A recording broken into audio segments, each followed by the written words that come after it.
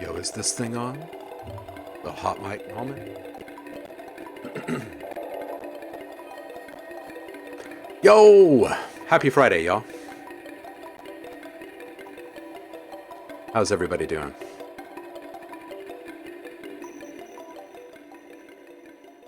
I hope you're all doing well.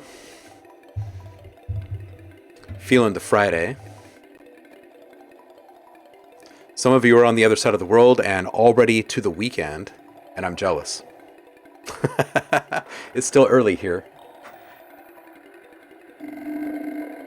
All right, let's see who's here. Saf, you are first. Happy Friday, homie. Daniel, welcome back. Bonch. Hello, salutations.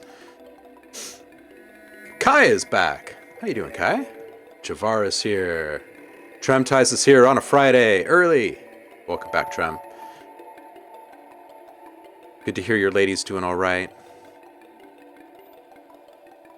Baby Rage, welcome in. Happy Friday.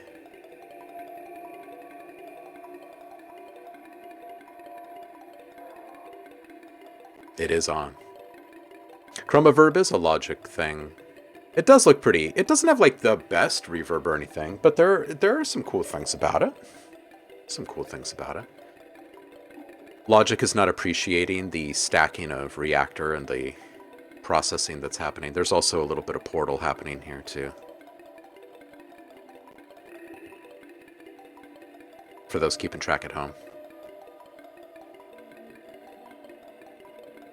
Whittlin is here. Happy Friday. 7:30 p.m. where Tremties is. It is 10:30 a.m. here in Portland. Javar, how you holding up there? I feel like the smoke is a little bit lighter here today. I'm hoping that it's eased up for you a tiny bit today too. And we've had these wildfires. Just making us all feel gross. 1:37 p.m. in Puerto Rico, says Daniel. Where's everybody tuning in from? It's got sparklies. It must be good, right? If you put sparklies on something, then it's all right. Link for Discord? Discord not working? You know, there have just been odd little issues with Twitch integrations lately, I've noticed. You guys remember when they had that downtime? A few weeks back? A month back? Something like that? There are certain things that kind of disconnect with it every once in a while since then. Let's see if we can shake the box hard enough. Let's see here. Let's go in here.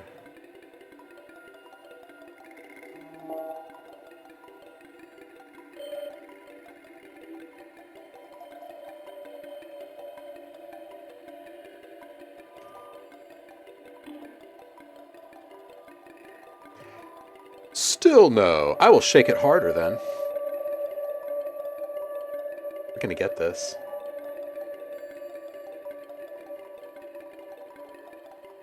All right, let's see here. All right, we're just gonna shake it. All right, let's try one more time.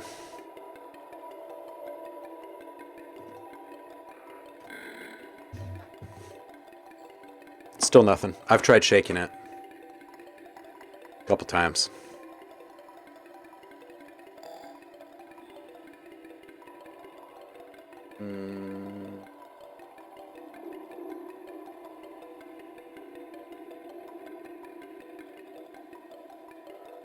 I don't know. Maybe there's an old thing sitting in the way of it.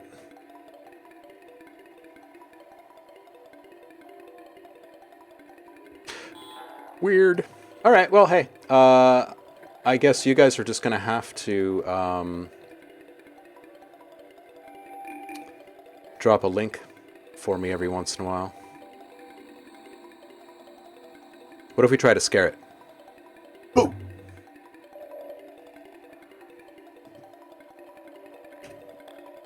Hey, scaring it works. Okay, so if we scare Twitch, it works. Maybe it's because we're getting too close to Halloween. All right. Who else is in that I've missed?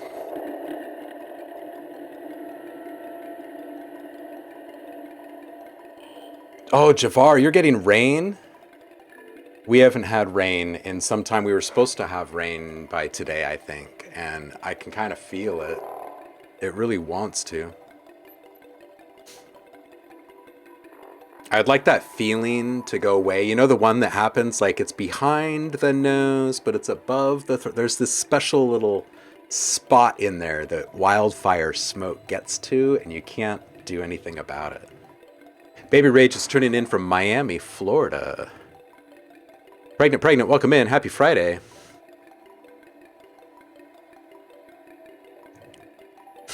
Trem, there is no sun here. Oh, man. Kaisem? Music? Kiss him? Portal is pretty cool. And it's dope. It's true. Hey. All right. Links are still working. Video's choppy, huh? I don't think I'm dropping any frames here or anything, so... I don't think I can help with that. All right, let's get out of some of this noise here. For those of you wanting to recreate this at home, you can open up a reactor and click into the Blocks Prime folder in your player browser. Drop down to the lead category. Load up music for two sequencers, which is just a preset. I didn't change anything in there. I ran it through Molecular, running through the drip delays preset. Ran it through Portal. Chordal Clouds preset, around 50% or so. It did a little bit of Bit Crush at 10 bits. Downsample 4 times. Added a bunch of drive, ran it through some Verb. And there you go.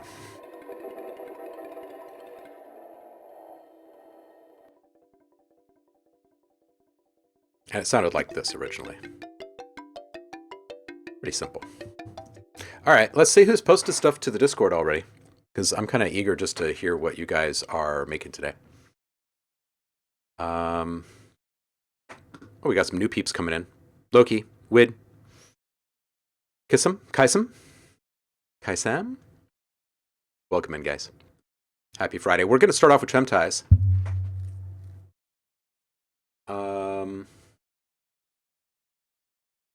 And this is all new stuff today. Trem, this one that you've put in here, is this the... Oh, yeah, it says I've tried to mix in mono. Sweet, okay. So, Saf, we're going to play Trem first, because we skipped this one mistakenly last week, although it turned out to be a good thing, apparently, because he's discovered mono mixing, and we're going to enjoy the joys of mono mixing with him today. It does kind of remind... it's a little reminiscent of like news music, isn't it? Yeah. Cardio, welcome in, Liv. Everybody give Cardio Party a follow. If you're not already following if you're not already following Cardio Party, follow them now. You need to.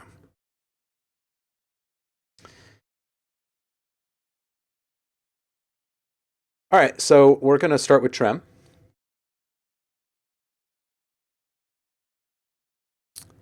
Get our pad set up here.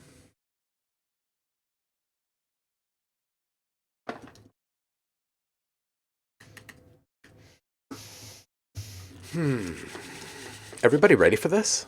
Y'all ready? All right. Brit Boys here. Welcome in, Dave. Yeah, Cardio Party is excellent. Absolutely. Ready. Masters by Iggy. Welcome in, Tom. How the hell are you, brother? Miss you. Big love. All right. Away we go. Tremties, you're up first. He's set.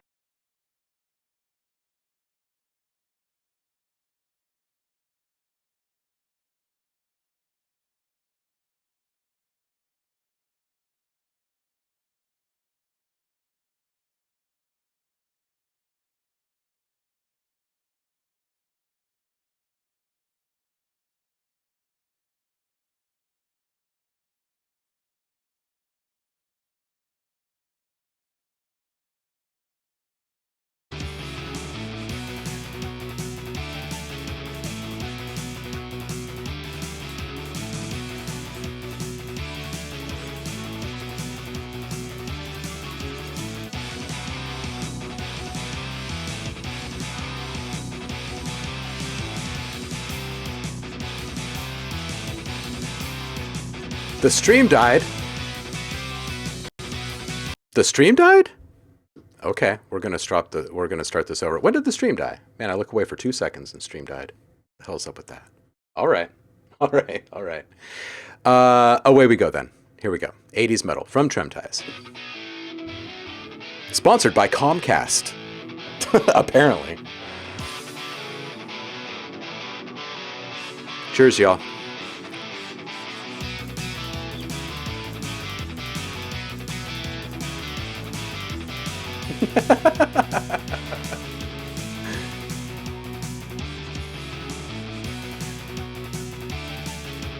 Live from Budokan, it's Tremties.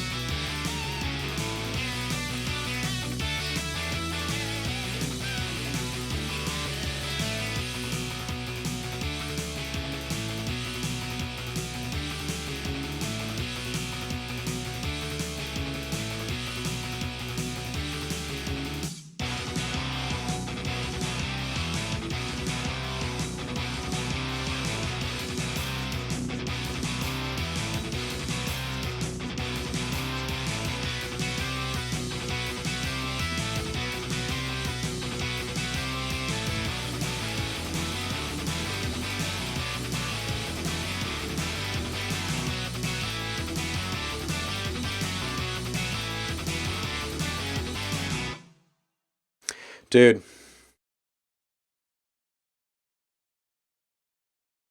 this is fun. Okay, number one, this is absolutely like time travel.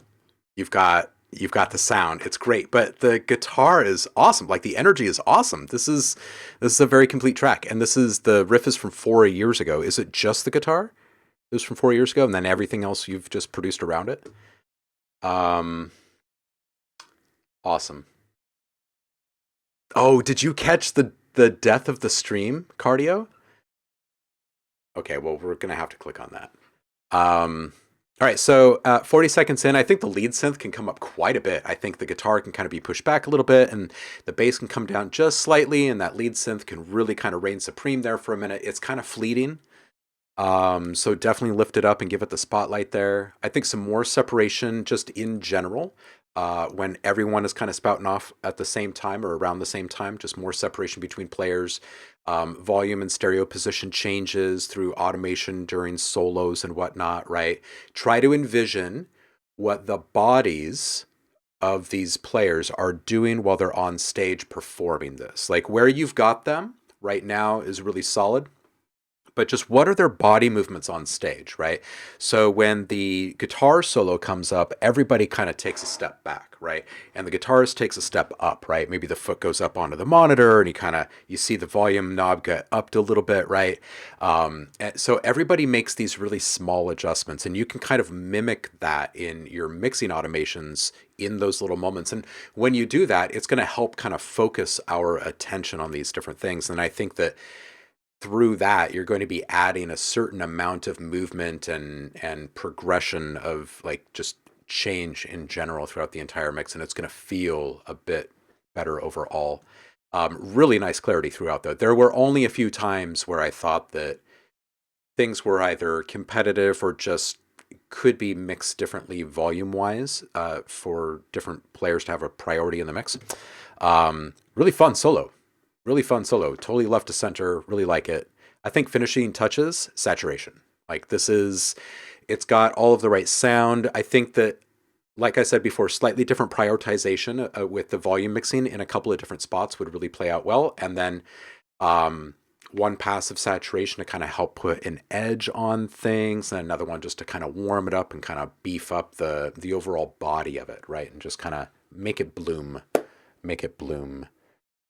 I'm interested to see what Iggy has to say about this one. The riff is 4 years old, just reworked it completely. Cool. I can't believe the stream died as soon as we hit play.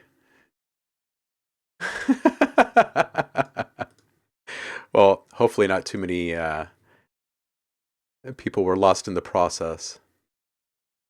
Yeah, I think that I see the comment here from Kaisam Music about the drums missing power. I think that's what I'm feeling with the saturation. I think that just a general beefing up of things, put a little edge on things, and then just in general, just kind of expand it all, like from the center out. Just kind of swell it, beef it up. Because the rest of the track is just for sprinkles. Yeah, I feel like if it's going to have a moment, give it a moment. I mean, if you go back and you think about, what's a really good, of this era, what would be, like Dawkins maybe, or, gosh, I'm trying to think of folks that used like these kind of fleeting little riffs at larger volume for small amounts of time, and they did it really well. There's a bit of that with some Dream Theater from time to time, but these tiny little things that just kind of poke out above the rest. I've always really liked it. I think that it shows like this level of playfulness, I think, in a band, right? When someone can step up and like have a little moment for like 3 seconds, right? And then it's gone. I think it's fun. Little call and response kind of activity. Saf is feeling the drums are a bit behind too. Tom is saying very 90s FM engine Sega vibes.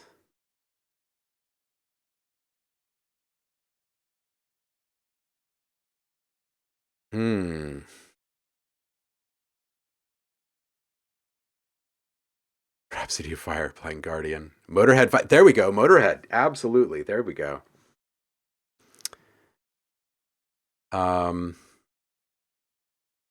Yeah, I think Motorhead is a really good example. Yeah. That's good stuff. Glad we got to hear it this time. And congrats on finding mono mixing. That's awesome. Saffron, you're up. This one is called Theater at In the Maximum Rave. Always with the names, man. Always with the names. All right, let's see what kind of madness, hypnosis we get into today.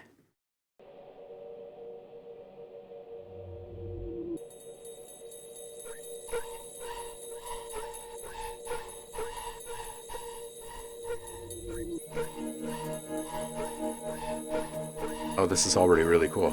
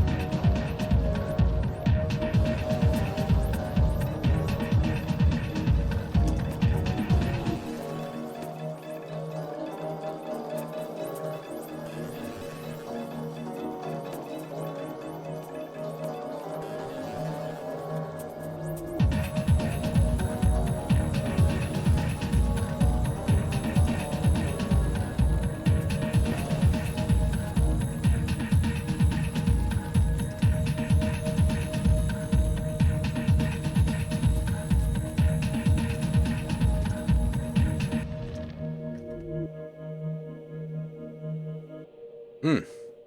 Mm. Okay, I really liked the arc of this one. Really interesting, eclectic palette. The textures in the intro before the low end came in was awesome.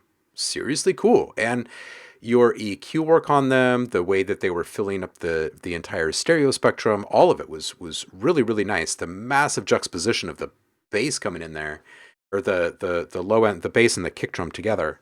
Um, uh, just wild. Like the effect of it was really wild. It really cut into those textures, but the textures stayed for the most part on top because the big chasm between them, frequency wise, just really cool.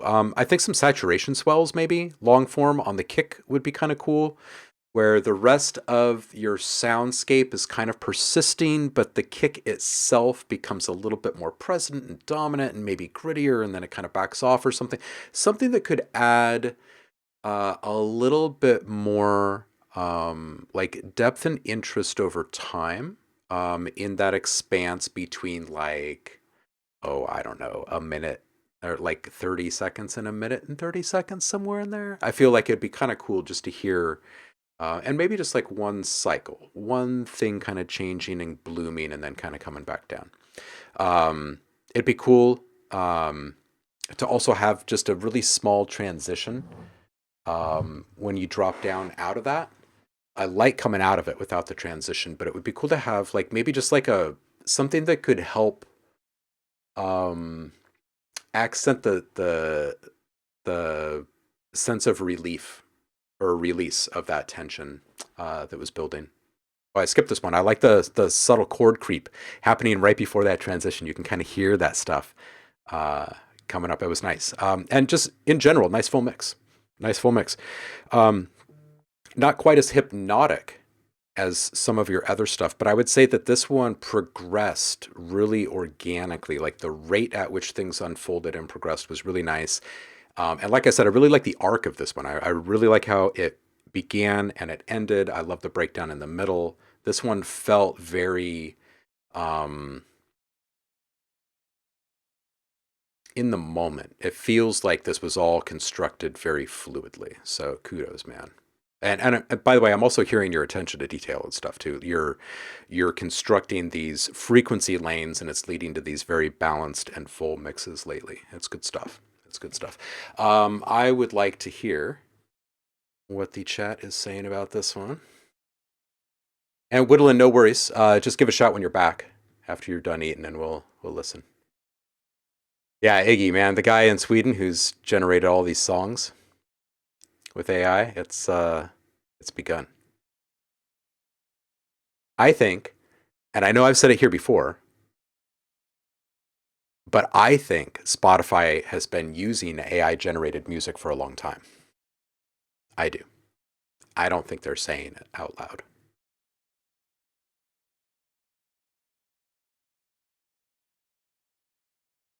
Mm. Yeah, people are liking this.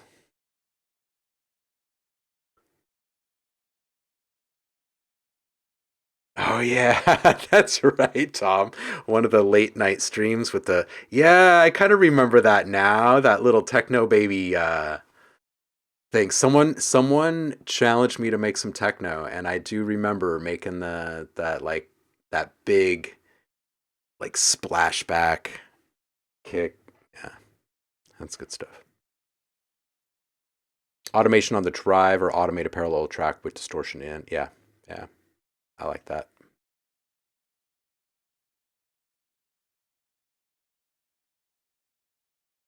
Ooh.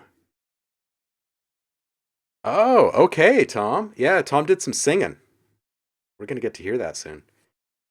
Um, Saf says, oh, he's talking about this stuff from Trim Ties here. And yeah, Trim, I really like that track. That's good stuff. Yours too, Saf. All right, Daniel, you're up.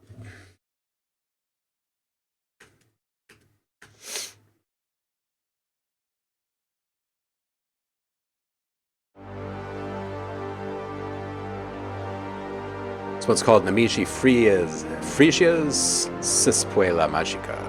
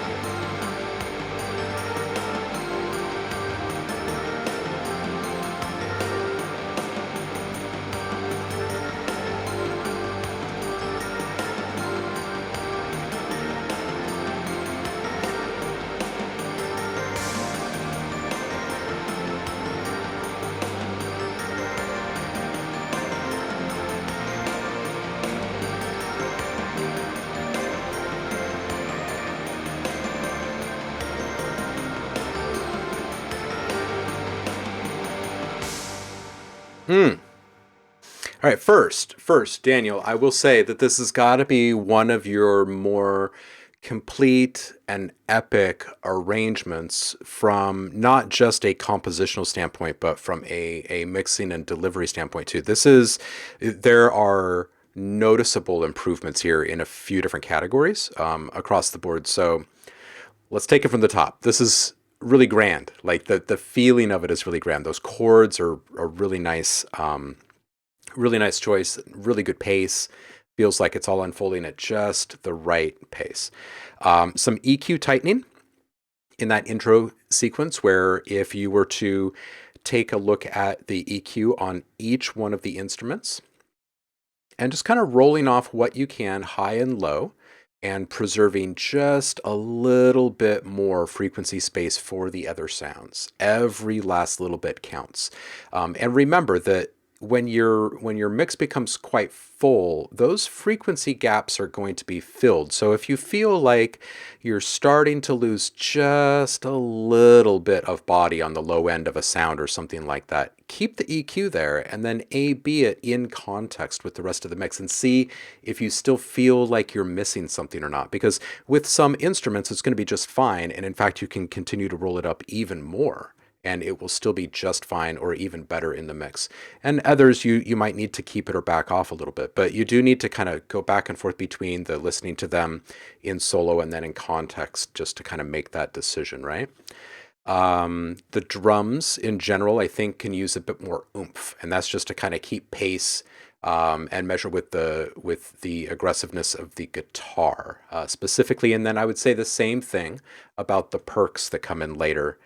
And I would actually add distortion to the perks. I mean, to kind of delineate between saturation and distortion. Distortion is when things are actually gritty, right, from the onset, versus saturation, where it can be very transparent, right? So one is a bit more of a utility and the other is a bit more of an effect from like a sound design perspective, right? But both are doing the same thing. They're giving you a little bit more harmonics and body texture, right? And both of those things are going to go a long way with keeping pace with the guitar, attitude-wise, aggressiveness-wise.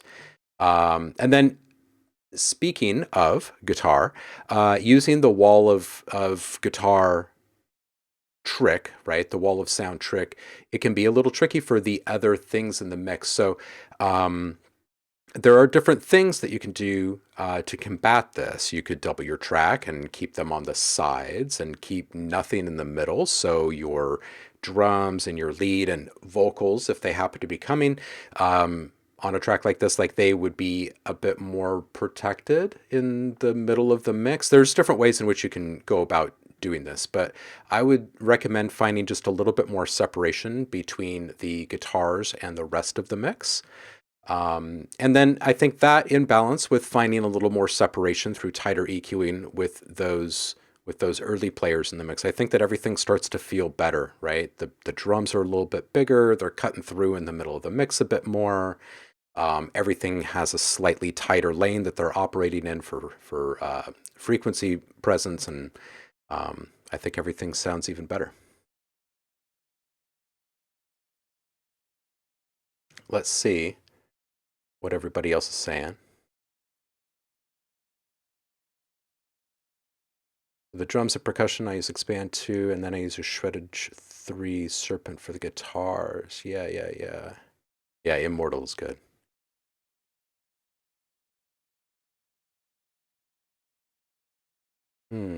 Is the output on your system sound a bit low today? These tracks seem a lot quieter than your voice. That one was mixed a little quiet.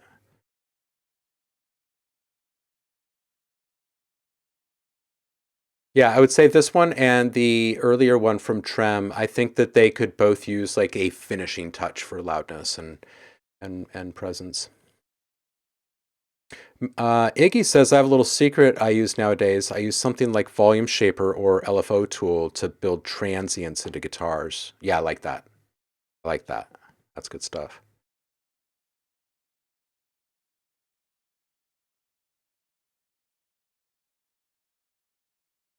Dude, Daniel, anytime, homie. And, you know, I love that you keep bringing these back, and every single week we can hear a difference. Every single week. So we see you, man. We hear you.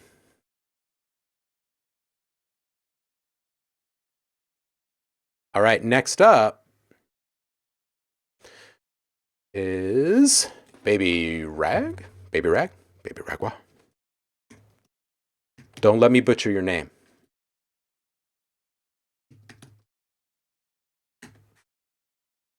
Miami Posse, 3 a.m. in Miami. Let's give this a listen.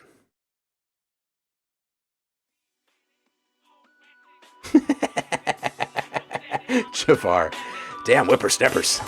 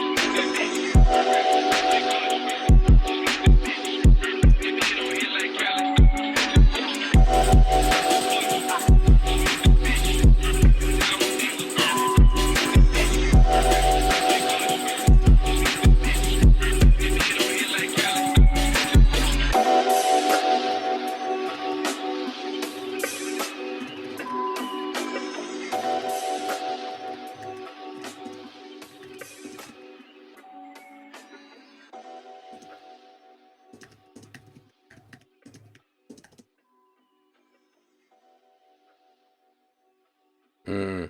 All right, I like this vibe. I want to go back and I want to listen to two little spots really quick before we jump into the feedback here.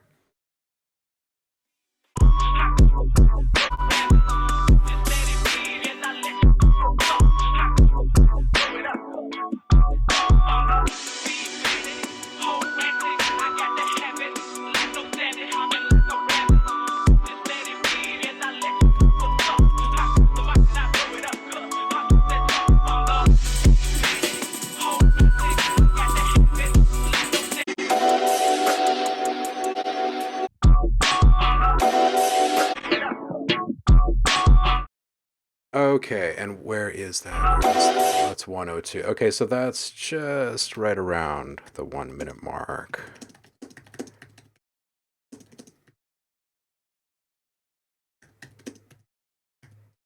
Okay, so here we go. I like this vibe, and I think it's pretty close. I would let the vocals peekaboo just a touch more, around 30 seconds. I like the low point, but it dips out just a bit more than I think it should. And I'll get to why later in the larger volume mix thing. I think the kick can come down just a little bit. It's being driven just a bit, so like at points it doesn't sound quite as good as other points, and that's a byproduct of the maximization of the increasing of loudness through limiting. And watch out for resonance in filter sweeps. So we hear this a lot, and there's actually an easy fix for it. So as you're sweeping your cutoff on a filter, right, you're going to hit a couple of points in the frequency range where you don't want the resonance, not as big anyway. So the resonance gives you that nice little funk vibe as you're sweeping, right? But it's just a volume boost. So as you sweep across these couple of points that are kind of problematic in your mix, you're going to get these kind of harsh moments in there, right? So one is in the mid highs, and you can kind of hear it in this sweep here at, I think it was like 102 or something like that. So watch that, and the easy way to get rid of that is go into your automation lane and just dip your resonance as your filter is sweeping across that point, and it should help. The other thing would be go into the sounds that are really peaking in the mid-high range at that point and just make a little dip there, right? And then the other place to watch out for it is just when you get below like 150, right? So like if you're sweeping your filter down in any way and you've got a resonant peak there and you go down below 150 hertz, what's up, Brum? It's going to cause a little bump in your mix, right? Because you're bloating in amplitude, you're bloating those frequencies really quickly, and it's kind of knocking out the rest of the mix. So those are two things to watch out for right there. And then this one is supposed to say pad 106. When that FX and pad come in, it's too hot. The mid highs are just, they're kind of squelchy and harsh when they land. Like upon entry, it's just a bit harsh. So there's two things here. One is the maximization again. The increasing loudness through limitation is hurting your mix here. So here's the final bit of feedback, which is just watch your LUFS. So when you upload something to a streaming platform right now, they're going to turn it down if you go beyond -1 or -16 LUFS. The problem with that standard and the type of music that you're creating here is that your stuff really starts to pop off around like neg 12 to neg 8 LUFS, right? You start to get this certain kind of vibe and this fullness and this edginess to all of your sounds. Well, you can get that through saturation before you even get to those LUF levels. So I would really suggest backing off the loudness that you're adding through your limiters, and instead try to reach that kind of fullness in your sounds by applying saturation. And you can use some transparent saturation. It doesn't have to be heavy, nasty metal distortion or anything. It can be really clean, transparent overdrive that just increases the number of harmonics in your sounds so they sound fuller and they hit really hard. And then that way, you're actually going to sound really good on different systems, and you'll be in control of how that stuff is being heard on streaming platforms as well. So I think that's it. Let's see what the chat has to say about this one. Heidi's here. How you doing, Heidi? Happy Friday to you.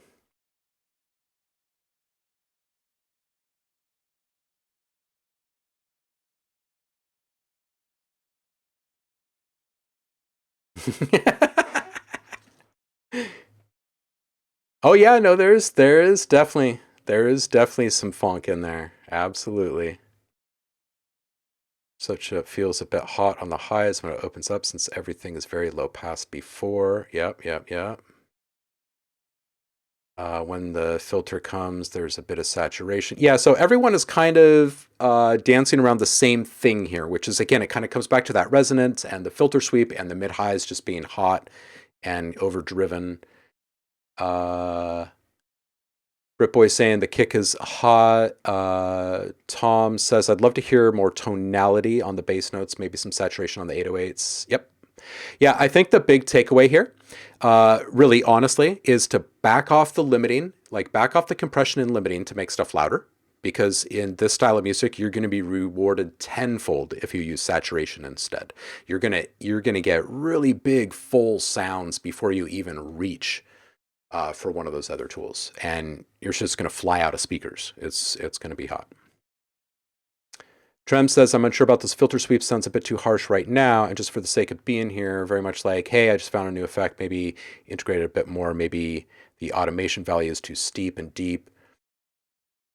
Yeah, I think a lot of it is just those kind of very close to pain points, right? Those mid-high frequencies. There's some tender little bits in our ears and our brains, right? And they rub against them in an odd way. So, uh, Ramos Fizz, thank you. Welcome in. I do not recognize the name, so I'm assuming that you are new to us. Fridays are good here. Oh, okay. So, Baby Rich, let's just break down Lufs really quick. And it's great to hear people say stuff like, I don't know what that is, because it gives everyone else in the room that's afraid to stand up and say that out loud in chat a chance to understand this stuff. So I'm going to zoom in here. Okay, so there's decibels and there's lufs, right? Decibels are largely arbitrary nowadays. Okay, that's about signal strength for your plugins. Clipping, sort of. Clipping doesn't really exist in the same way that it used to. So dBs, they aren't really what anyone is monitoring nowadays, like upon upload, right? So everything is measured through LUFS, which is it's a standard that recognizes perceived loudness. Okay, because my 0 dB sounds different than your 0 dB. And right now, your LUFs are probably coming in somewhere up here, somewhere around like -6, -8, somewhere in there, I would guess. You're going to have to bring that down to -16. If you don't have a tool already in your DAW that can show you your LUFS levels, then definitely go and download one. If you go to a website like Plugin Boutique, you can click on free and the platform with your Mac or Windows, and then just type in meters or metering and see what comes up. Loudness meter, maybe. There's also a couple of tools you can use. There's loudness, I think it's loudness penalty. Loudnesspenalty.com. They also make a plugin. Anyway, it'll show you how much your stuff is going to get turned down. And what they're measuring is LUFS. So again, this is just a measurement of perceived loudness. And when you are increasing your loudness by cranking down the threshold on a limiter or a maximizer, what you're doing is you're cranking up the volume, and it's stopping the peaks from going higher, but it's running into this brick wall and it's starting to distort and break apart in different ways. And you can avoid that, and you can still get all of the awesomeness that you're seeking from distortion and saturation by applying it intentionally with those tools instead of backing into it through limiting, if that makes sense. So, um,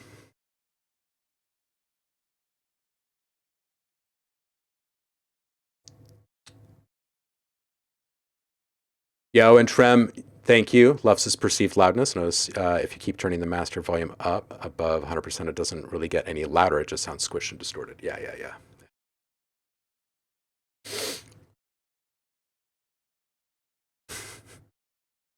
Good to hear it, Heidi. Yo, Skinhead 89. How are you? Blackberry.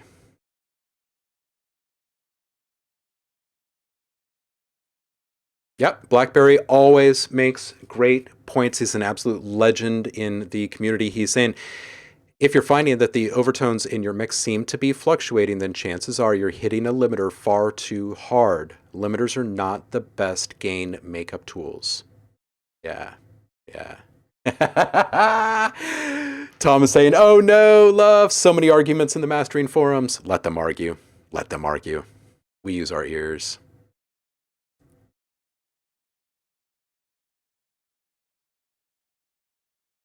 Oh, dude, Blackberry, right? Yeah, right. Tom just mastered something to neg 7 lefts. Boom, there you go. All right, so on to the next, and Baby Rag, it was good. It was good stuff. I'd love to hear more of your stuff mixed with new knowledge as you gain it, so keep coming back. Central, I see you down there. I see you. Dave's up. All right, so Dave is saying, this track has dolphins, bagpipes, sheep, and a horse. All of which, frankly, should be in every track by law. Here we go.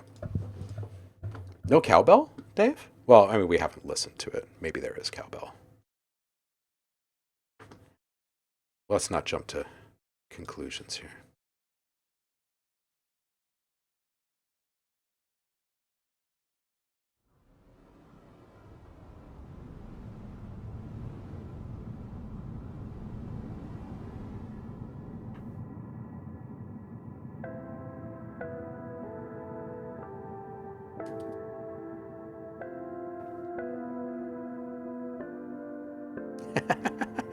The cowbell is on the cow. Oh, Javar.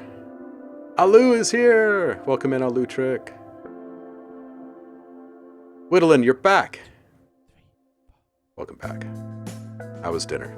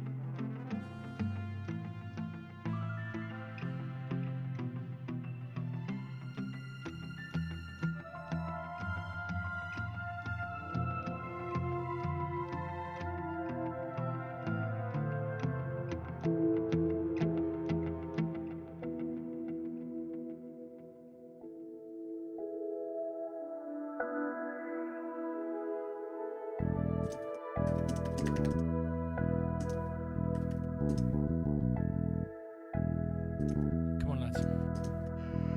Come on, let's go.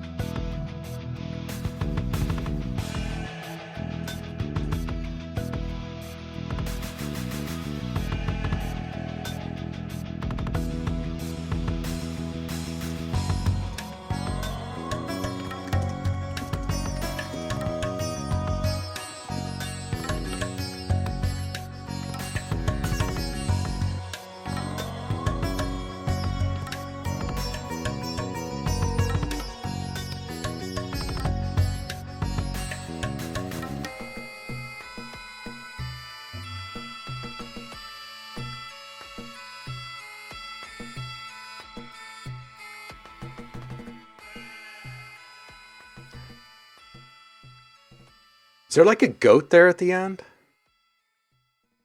What just happened here?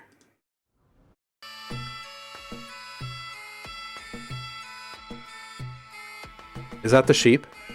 Right, that's not. Yeah, that's the sheep right there. Yeah, it's good stuff. It's such an eclectic palette, Dave, and somehow you make it work. And there's like some fantastic moments in there too. It's not just like you made it work. There's some really interesting things happening here. All right, let's run through this. Some volume mixing things. I feel like, and you know, this is a me versus you, like personal taste kind of thing, perhaps. But I feel like the horns can come up a bit. The vocals can come up a bit, the mouths can come up a bit, and then I think that things would be a little bit more balanced with the guitar. And I don't think that just bringing down the guitar would fix all of that. I think it's really just kind of the finding the sweet spot for those, and those still have yet to be found. They're all just north of where they are now. I think the backing vocals in general and in different ways, I think can come up for greater ambience building. And I think that there's a lot of really fantastic emotional impact waiting to be tapped into in those backing vocals. And I mean like rushes, like some dramatic upticks in volume and presence at different places. And Ben Slayer, welcome in. Happy Friday. And, you know, feeding these things into larger and again, like warmer emotional reverb swells, for instance, like making things just like kind of almost erupt emotionally in different spots, I think would really help the feeling of like movement and power and energy in this thing. Because like I said, you've got a really eclectic, wild palette that you're working with here, and moving from one idea to the next kind of deserves some kind of a grandiose transition, you know what I mean? Or highlighting, accenting. Saturation, again. And again, it's on a track that is work in progress and not mastered yet. But I think that this is the time. Like, this is exactly when you start to open everything up and see exactly what you actually have. And I say that a lot. You guys hear me say that a lot. Before things are saturated, you don't know actually what you have yet. You have an idea of what the potential might be, but until you like whoosh, open up Pandora's box and look inside, you just don't know yet. So I would warm it all up and fill it out. Snare hits. At 3:30, there's like this little snare hit fill that you've got there. I think that that's a really good example of where you could kind of have a bit of a reverb spray, a reverb swell of some kind to kind of increase the emotional impact, accent that moment. This is good stuff. This is good stuff. Was there actually... It's a sheep. Was there actually a cowbell on any of that livestock? So I don't know. I don't know. I'm not sure if I heard any cowbells.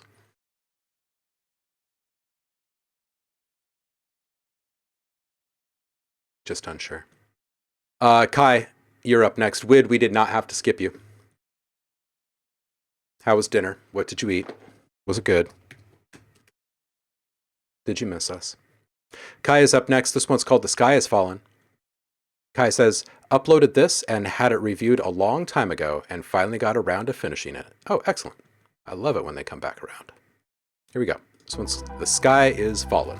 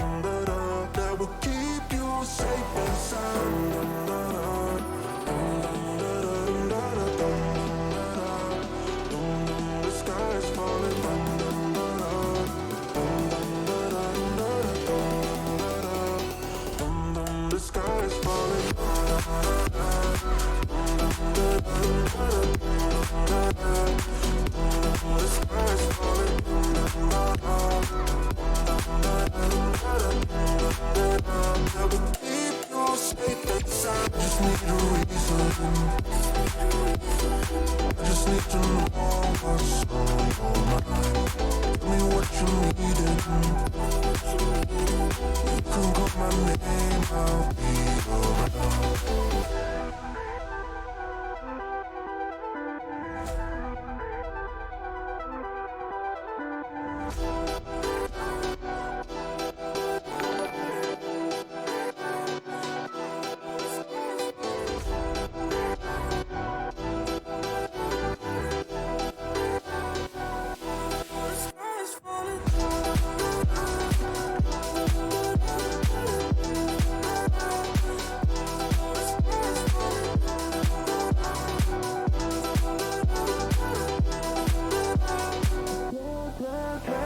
I can't hold back, 'cause I need you here right now, right now. And if the sky falls down, I will keep you safe and sound, safe and sound. The sky is falling. Dum, dum, da, da. Dum, dum, da, da, dum, da, da, dum, dum, da, da. Dum, dum, the sky is falling. Dum, dum, da, da. Dum, dum, da, da, dum, da, da, dum, da, da. Dum, dum, the sky is falling. Dum, dum, da, da.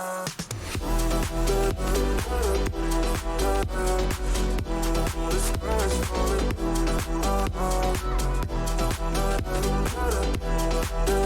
I will keep you safe and sound. Just need a reason. I just need to know what's on your mind. Tell me what you needed. You can call my name, I'll be around.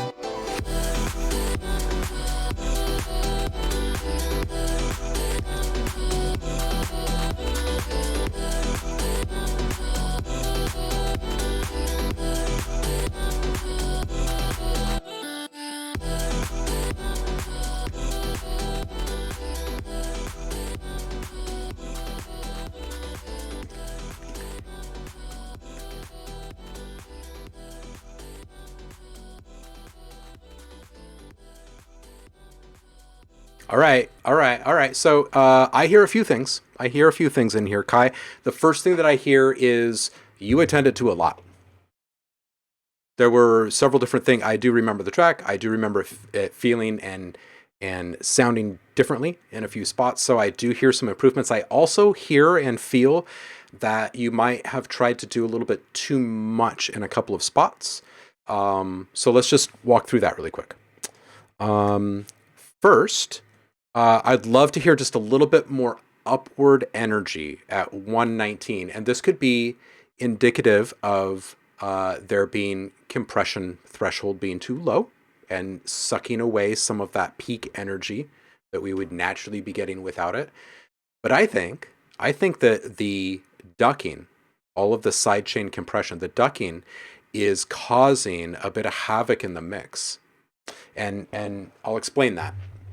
I think that it's being applied en masse to too many things at the same time in a uniform way.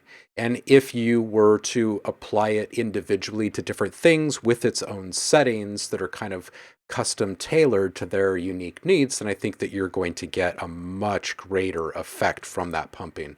I would also not advise putting everything through it. And I think that there is a like maybe this desire for the pumping to provide the certain kind of energy that you hear in tracks that is just so appealing and satisfying, right?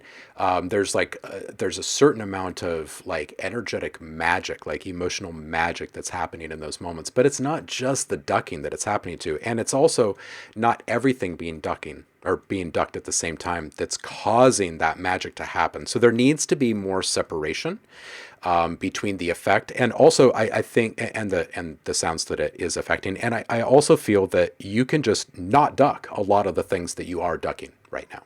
Okay, and I think that's going to help. There is something happening with the kick. I saw Blackberry mention it, and I saw Trem Ties trying to figure it out, and I saw Tom throwing out the idea of is probably the bass frequencies. I think it's a little bit of all of these things.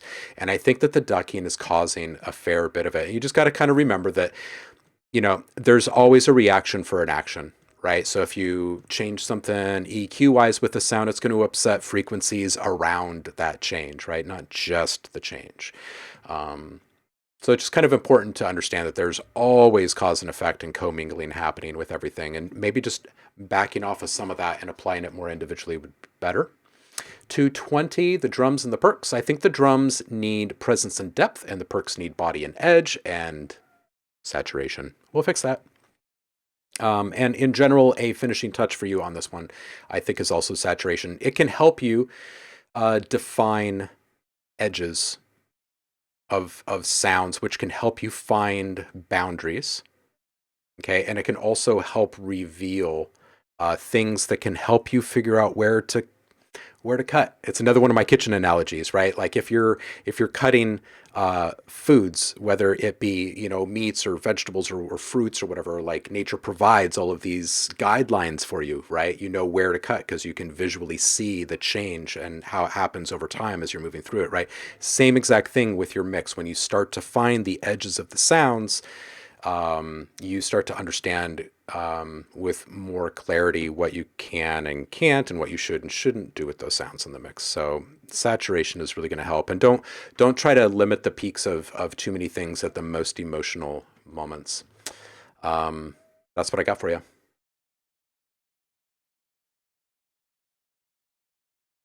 Yeah, exactly. The yin yang of frequencies. Cutting low frequencies can sound like boosting high frequencies. Cutting low frequencies can increase the low end of your track and all sorts of things, right? Yep, Alu says, to me, it's like a bucket and the frequencies are what you're choosing to fill it with. Yeah, exactly. Yes, BlackBerry brings up a very good point. A good rule of thumb when adding effects and processing to a sound is to try to do it in context and focus not on the primary sound, but how the change interacts with the rest of the mix. Exactly. Recognizing change and being true to yourself, being honest with yourself, what that change actually is and what it means for the greater mix. Absolutely. Good stuff. Kai, I'm feeling another level up is in your very near future. Tom says, one thing to note is dB is a ratio, so EQing is not absolute. It's ratios. Yeah, this is a good point. And Trem says, I saw a video yesterday that gave me a super cool insight into mixing. Try going through channels individually when mixing, meaning try EQing only kick, bass, and guitar, and when they sound good, go ahead and switch back to one or two of the channels. Don't bring back bass and kick because you already did that combo. A lot to explain, but I hope it makes sense. Yeah, so basically what he's saying is audition your sounds together in various ways. And the more you do this, the more you will correlate cause and effect.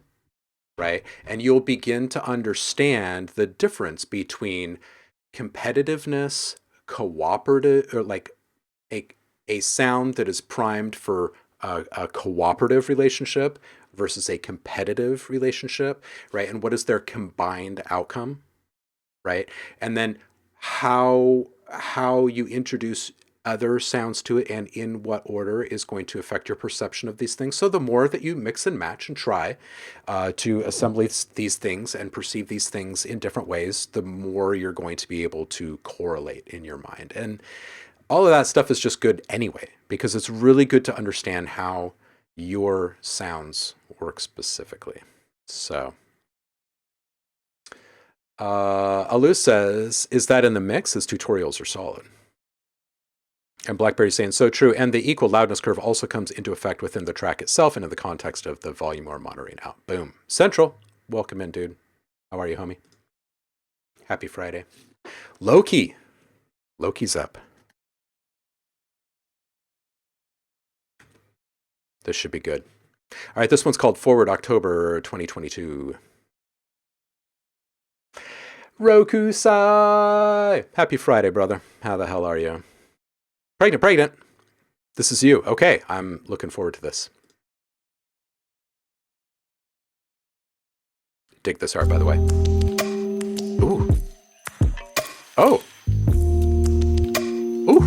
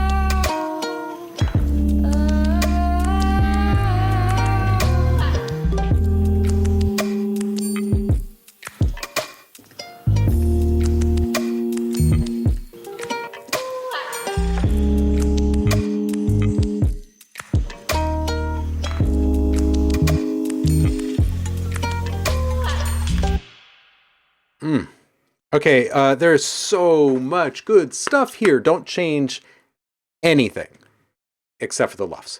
The only recommendation on the LUFs is to bring it down to within reason with the standards of the streaming platforms. You might just want to turn it right back up to where it is for your album if you're going to be selling discs or whatever, direct downloads. I think this is lovely. The texture play in here is great. Your EQing is good. Your saturation is awesome. Your stereo depth is great. Your modulation techniques are awesome. The palette is lovely, but the vocals are just enchanting and somewhat haunting. It's lovely. Like, I love the stereo width on it. There is though the other drawback of pushing to these high LUFs through limitation, and that is the dynamics aren't what they could be. I would love to be able to turn up the volume of this one and reach these peaks. But I would also love to have these kind of lean in moments with the vocals when they get down into that one little spot, right? Before they swell, right? Like those moments are what really good vocal based music is really all about to me. It's just like the, you know, that freaking emotional delivery and the impact that it has on me, right? It is lovely. Lovely, lovely. Oh yeah, the chords are fantastic. Let's see what people are saying about this. This is a good one. Where are we? Where are we? Where are we? The House of Kush. Whittlin says cool texture. Yeah. Oh man. Yeah, people are loving this one.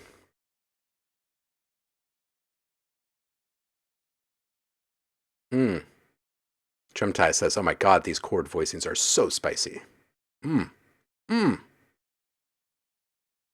Dude. Yeah, putting micro delays at the end of some bars to add the humanization to the feel.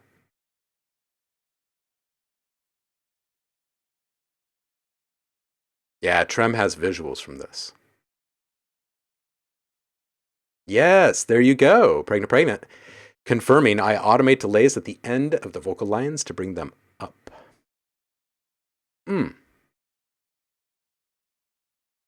Really, really good. Made it sound like I was sitting in a live lounge watching professionals who are having some fun with the track. Yes. You played everything in, like the guitar and the uke. Dude, yeah, okay, so number one, bring back more. Like, just start showing up every Friday and keep our ears happy. But two, this is great. This is great. And take what I say about the LUFs with a grain of salt, because I don't make the standards of the streaming services, number one, right? And you want to be in control of, you know, how your stuff is being served up. But number two, do take to heart that little bit of wisdom about the dynamic range, right? And having those lean-in moments, these very touching, like vulnerable moments, especially with vocals. I think lean-in moments are so supremely important. Wid, you are up. Great screenshot on this one.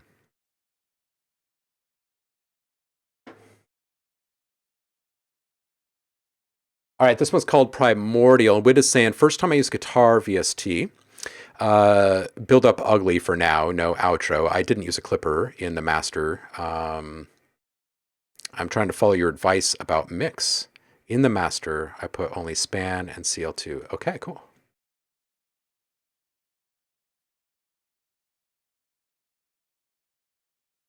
Yes, Trem, sampling yourself is so much fun because you exactly know what you want and get it instantly. Yeah, absolutely. 100%. 100%. All right, Wid, here we go.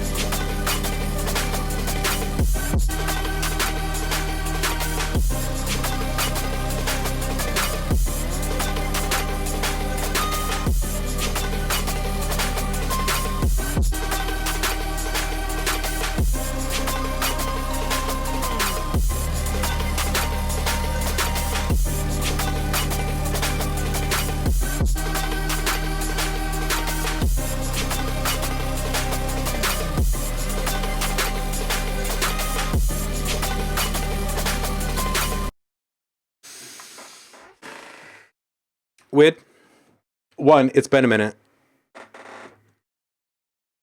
And two, dude, Central, like as the transition was happening, he was responding. You've got to do something together now. Central, Wid. Yeah, I'm feeling that. I'd buy that. This intro, the tension building is great. The balancing act the guitar is playing with the feedback is lovely. Like this whole thing could just fall over, right?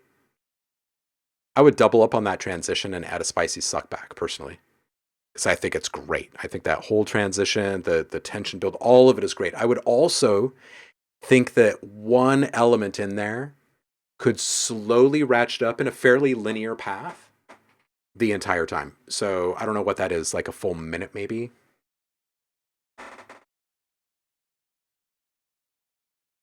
I think that'd be awesome.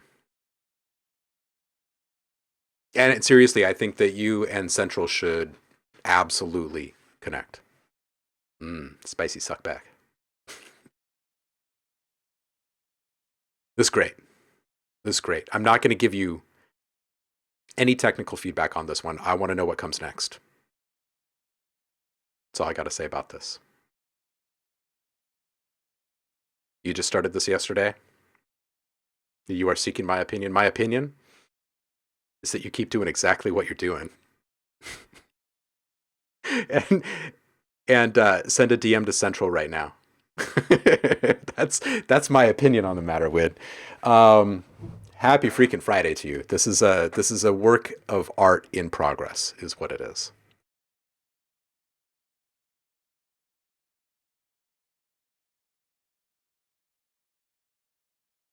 Okay, let's just go back and listen to the intro plugs.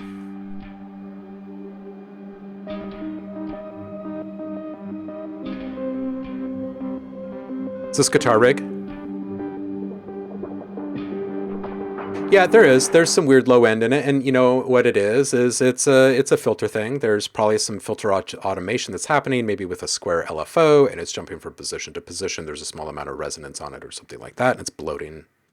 Or it could be that the dB per octave curve on that filter modulation is a bit steep, so it's kind of upsetting the frequencies next to the cut as it moves, and it's forcing this kind of leap. I bet it gets smoothed out.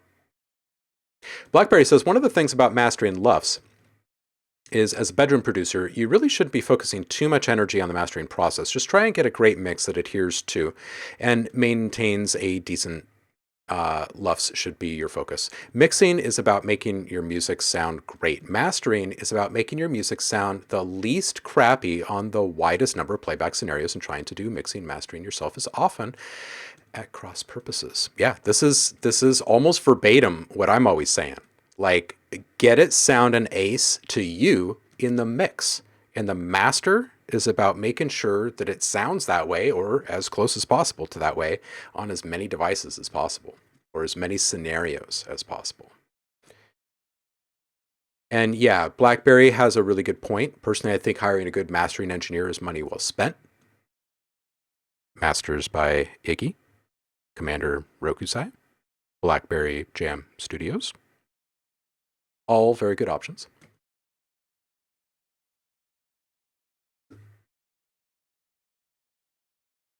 All right, is this Kaisem? I want to make sure I'm saying this name right. You can feel free to correct me or whatever in the chat. Yeah, it is. Okay, cool. This one's called Play That Shit.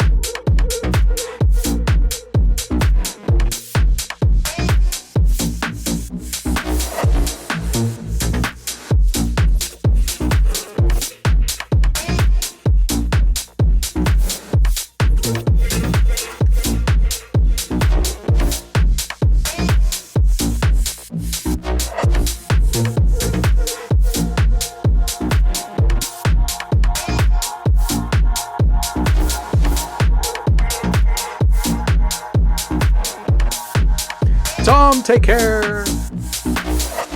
Welcome back, Kai.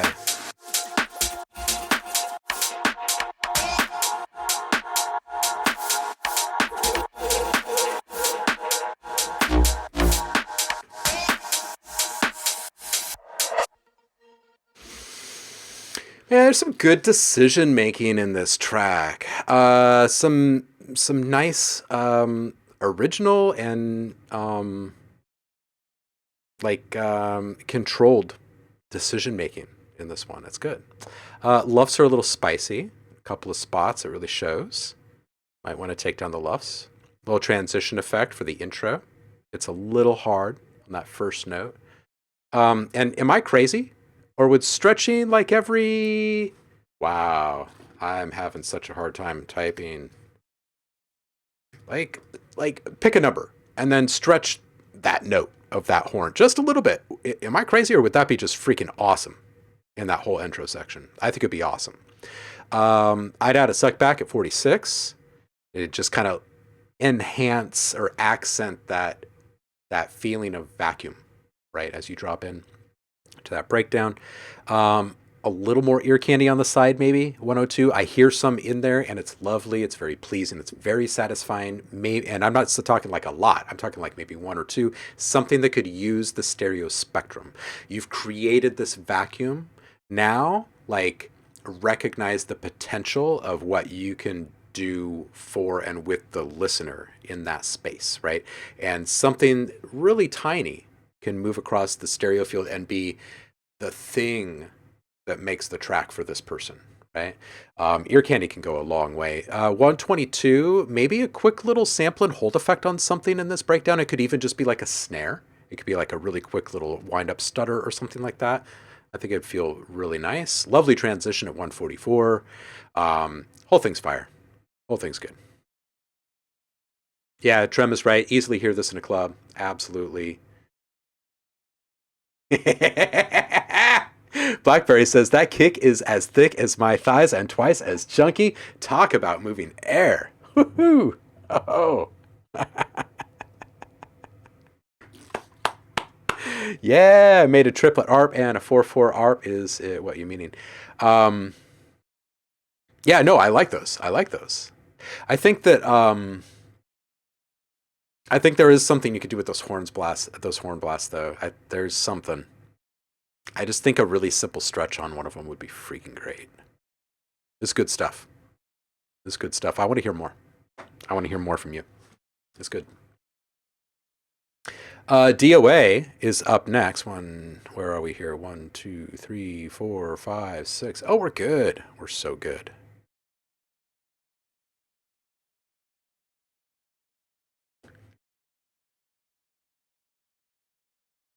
Ah. There we go. All right, this is a work in progress from DOA.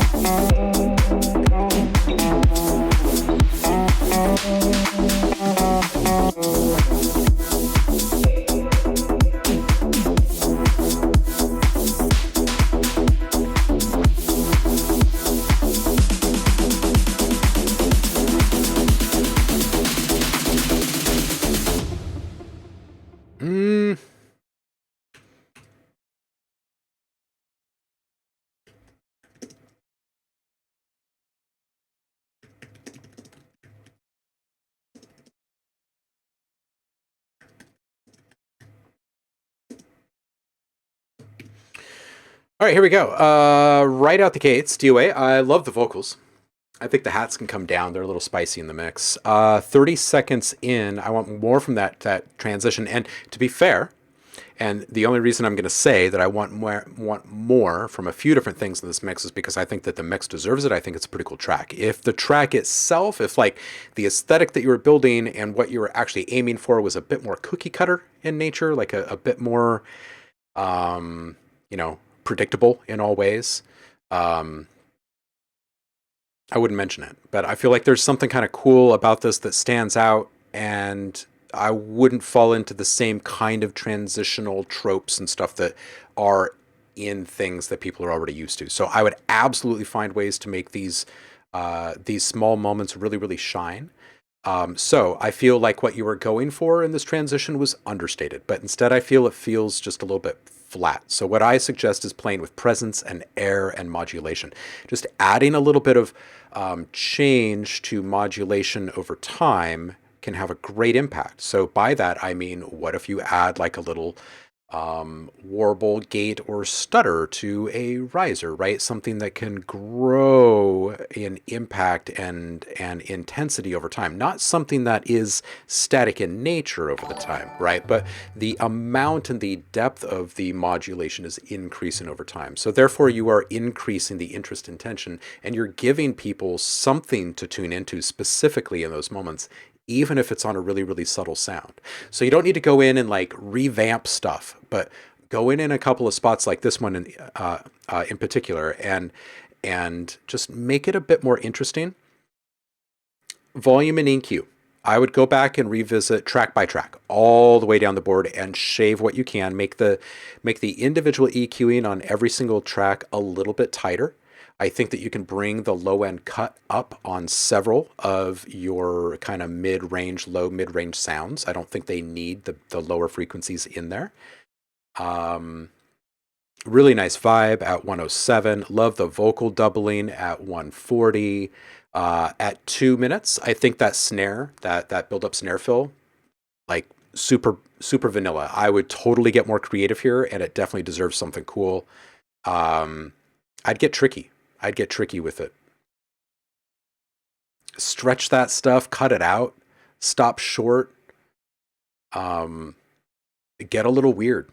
Get a little weird. And you can, if you feel like you're breaking continuity in any way when you do that, just put a thin little riser underneath it.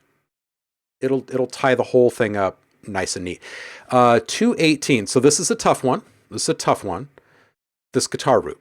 Play. Just, you obviously felt inspiration from this loop, and it is working, but it doesn't work to let it sit idle and continue to loop, because I feel like it's working against the vibe that you're going for. So I would really try to find some ways to vary that, whether it's just tiny little subtle resequences. Every once in a while, there's a little blip or a little reversal in there, or maybe it's like run through some pretty wackadoo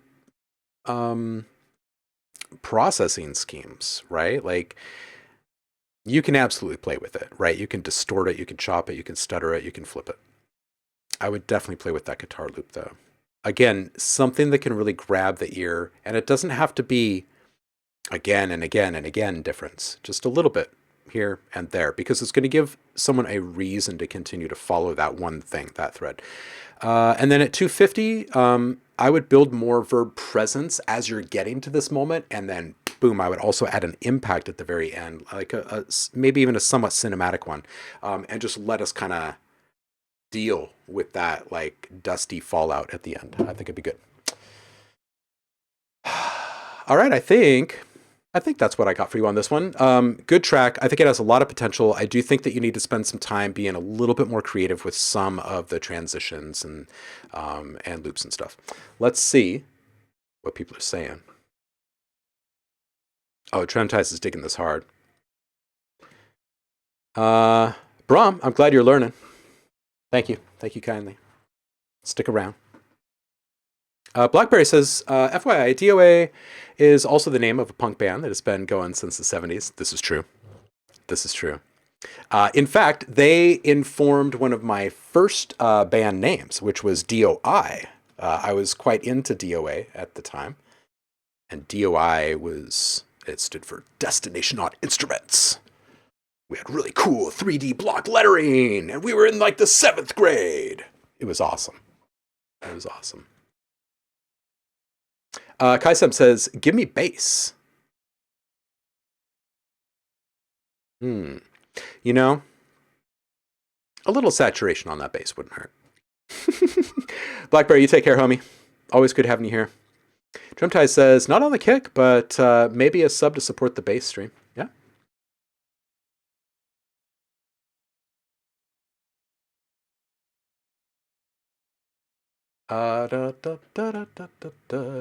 Yeah, Drumtie says, great tension, felt really good composition-wise. Very good, very good, very good. Trump says, I feel like you're writing a very fine line here. It's filled with tension and build, but just not enough to sound like a movie soundtrack and stays in the club track realm. I like it. Yeah, and I would say the same. And I don't think that there's anything wrong with kind of teetering on the edge between those two things. But like I said, I think I would add an impact at the end, increase the reverb presence overall. I would play with those transitions. And what that does is that it makes the stuff a bit more immersive and engrossing. And when you stop to think about what qualities we call cinematic, like at what point do we traipse over a threshold and call it cinematic, I think that's it. It's when something becomes really immersive and engrossing.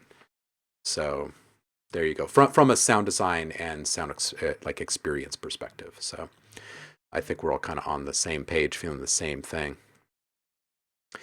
Bensler says, I like the vocals. I would agree. I love the vocals in there. It's good stuff.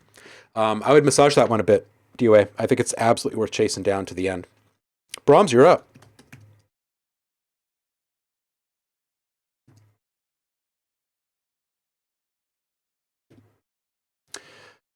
All right. This one's called Bruh from Eli. Let's get it.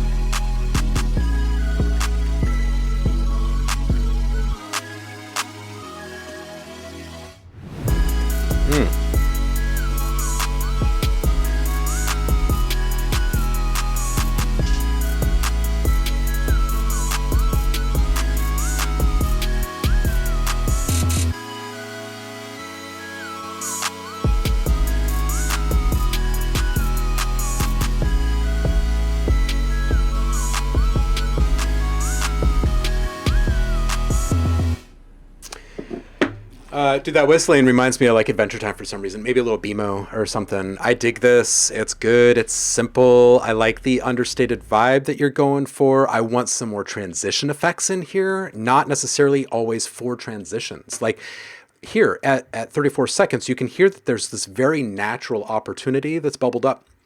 You could have a little noise riser, something that builds tension that goes right to that snare hit. In fact, if you were to take that snare, okay, on a separate track, one snare hit into a big verb, and it's like maybe 75% wet or something, right? Render that. Now, shut that track down, right? Take that render file and reverse it. Now that is your suck back, right? That's the tension build that leads back to that snare. And just bring it down in volume, align it with the transient of that snare. So now, as that little piece is playing out, it's like, right? Little tiny touches like that can allow you to maintain this kind of understated, super chill kind of aesthetic, and yet also add in the kind of emotional punches and interest that we all really want from stuff like this right now, right? I would absolutely put a suck back on that stall. I'd put a suck back at 108. A suck back is just a reversed sound that comes to an abrupt end. So that's a suck back. Versus like a riser, which is actually going to increase in pitch or modulation speed or something over time, or a rise to hit, which would have an impact or some kind of a tail. A suck back can be incredibly dry at the end. So it could be adding all of this stuff and then it just stops. What's come up more today, by the way, in today's stream? Saturation or suckbacks? 131, find a more interesting way, or find more interesting ways to keep it going here. Right before that transition, I'm not saying that the track is becoming repetitive or anything, but find something that you can put in there that leads to that moment, that helps that transition. It cues the listener into the fact that there's something coming, there's about to be something, there is something coming soon, and boom, now it's here. Make it memorable. And it can still have that understated appeal that you're going for. And then also, just again, that whistle keeps my mind in Adventure Time. So I think it has kind of this familiar, kind of comfortable, friendly quality to it. Absolutely worth chasing to the end and getting it out. Yeah, like Reverse Crash is absolutely a suckback. Yeah, and these things are like, they reign supreme in cinematic productions. We were just talking about this in the last one. What makes something cinematic? Well, engrossing and immersive. You don't have like this big cinematic landscape or anything, but those tiny little moments that bring you into these, like, ooh, now that was cool. Like, that's not something that you would hear in Adventure Time, perhaps, right? So it's cool that you've got like this familiar kind of feel, right? We've heard this thing all over the place. Not your song, but this feel, right? So now just give it just a little bit of something that shows that you got more in your bag of tricks than that. This isn't that. It might feel comfortable like that, so you're going to like it, but it's your own thing. You know what I mean?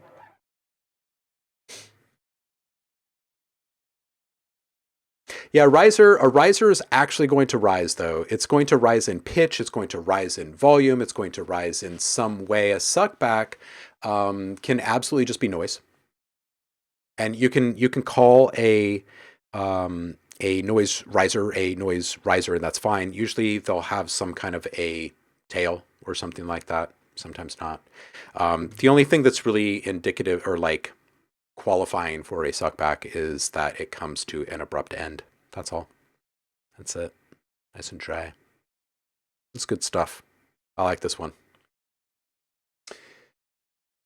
Da, da, da, da, da, da, da, da, da, da, da.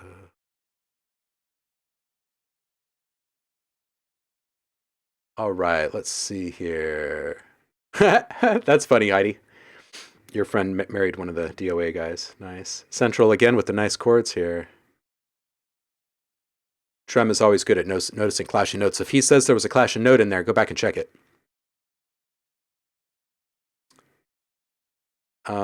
Central is saying the bass root motion doesn't work. It's a bit weird. Yeah, okay, so Trem and Central were tuning into something there. I didn't catch it either. You guys are great. Freaking love Community, right? Right? They're always there to catch us.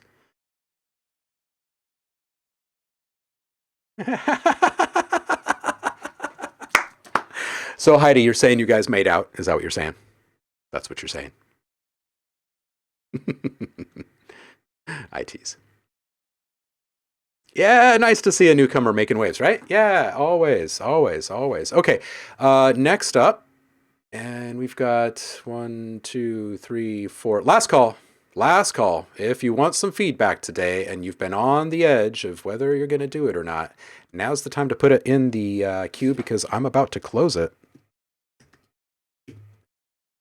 Central. Dude. Anybody else have the feeling like you're on a Tuesday and you're like, man, how many more days until Central? This one's called 155 dub thing. I don't know. Let's roll. Yes, right, Violet? Right? Yeah.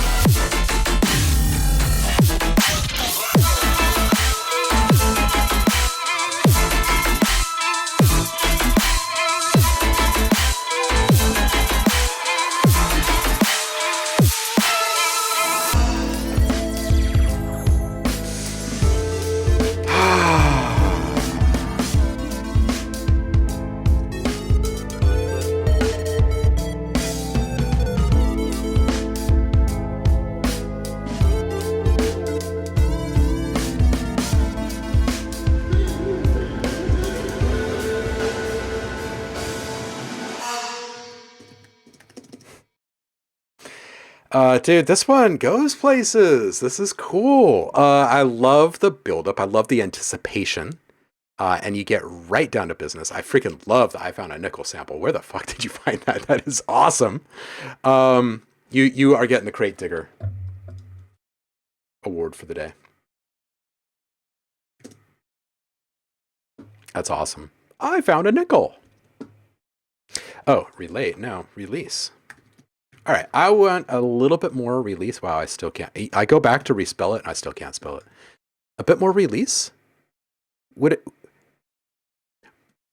a chime run be too cheesy for something like this? I don't know why, but like this change up here, can we just experience this one more time here?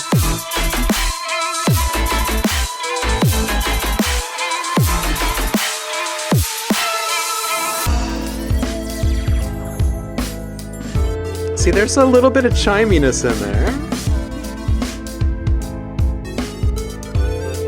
But all of a sudden, we're like in this almost like somewhat loungy, kind of like stoned attitude. It's like, is there a beaded curtain in this room?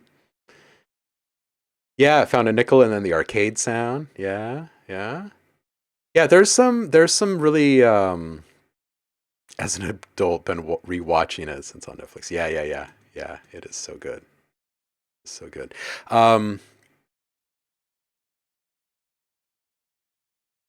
Yeah, I think I want like maybe some kind of like magic, like some kind of magical transition sound. So maybe lean more into those chimes, homie.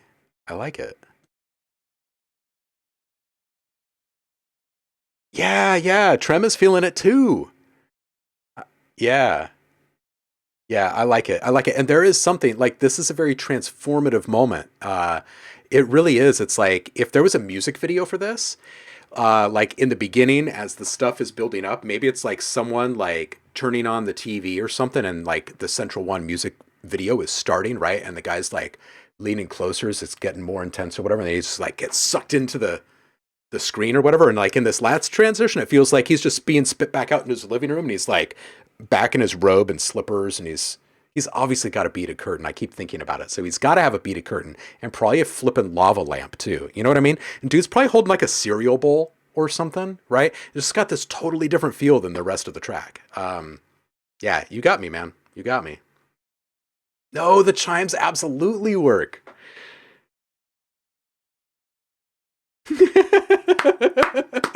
Yes, we make two halves of a whole idiot.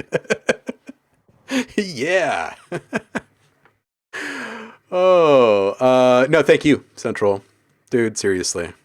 When are we going to have a freaking meetup? Like one of these global meetups, we're just going to have to pick a country. We'll all just travel on one day. Happy little accidents. Dude, seriously. Seriously. Right. Oh, hey, that reminds me. Thank you for reminding me. We're going to take a small break really quick and read today's happy little accident. For those of you who are brand new to the stream, people have called me the Bob Ross of Sound for many, many years and have tried to get me to change my name in many different ways. They've insisted many times that I rebrand to Mod Ross. Today's happy little accident quote is, "In nature, dead trees are just as normal as live trees." Aw, there you go. Bob Chris. That's amazing.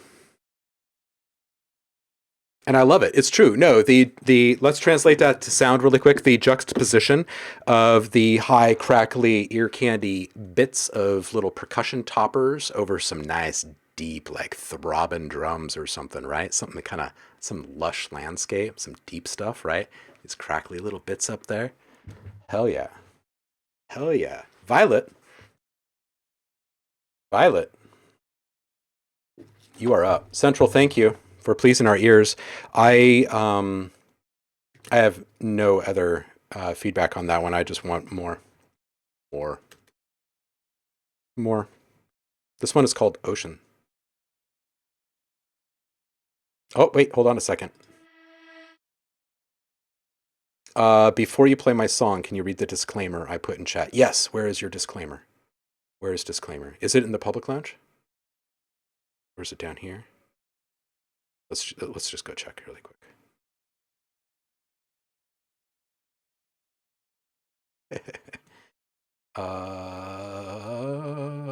Public feedback. It's in the chat. In the chat. Looking in the chat. Oh, there it is. I just had to scroll up a little bit. All right, so Violet Fields is saying, mine also has a LUFS incoming. I technically mastered it at neg 11 to neg 8 peaks, and it didn't clip at all in the limiter, but just didn't care enough because I was so tired of working on the song. So I brought it up to neg 8 to neg 5.8-ish, and it sounds good to me. So yeah, I left it at that. Cool. Okay. Yeah, there are times, and you'll hear me say this a lot. Okay, so the reason why we have to pay attention to this so much is because of the streaming platforms, right? Okay, they have this neg 16 standard is kind of like the default standard. There's small variations from one platform to the next, but that's the median number there. There are certain types of music where things really start to pop at a certain love level, like things open up in a different way. So I get it. I totally get it. Totally get it.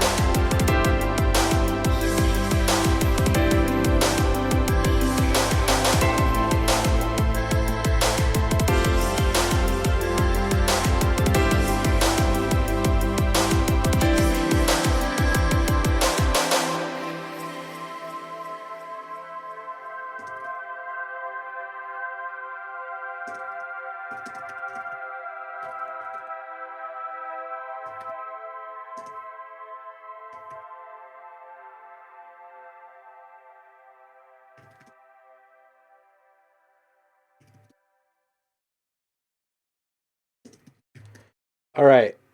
Here's my feedback on this one, Violet Fields. Number one, you don't have to wait so long to share stuff with us. Your stuff is amazing.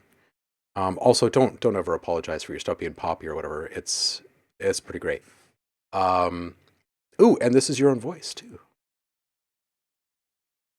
Ooh, ooh, yeah.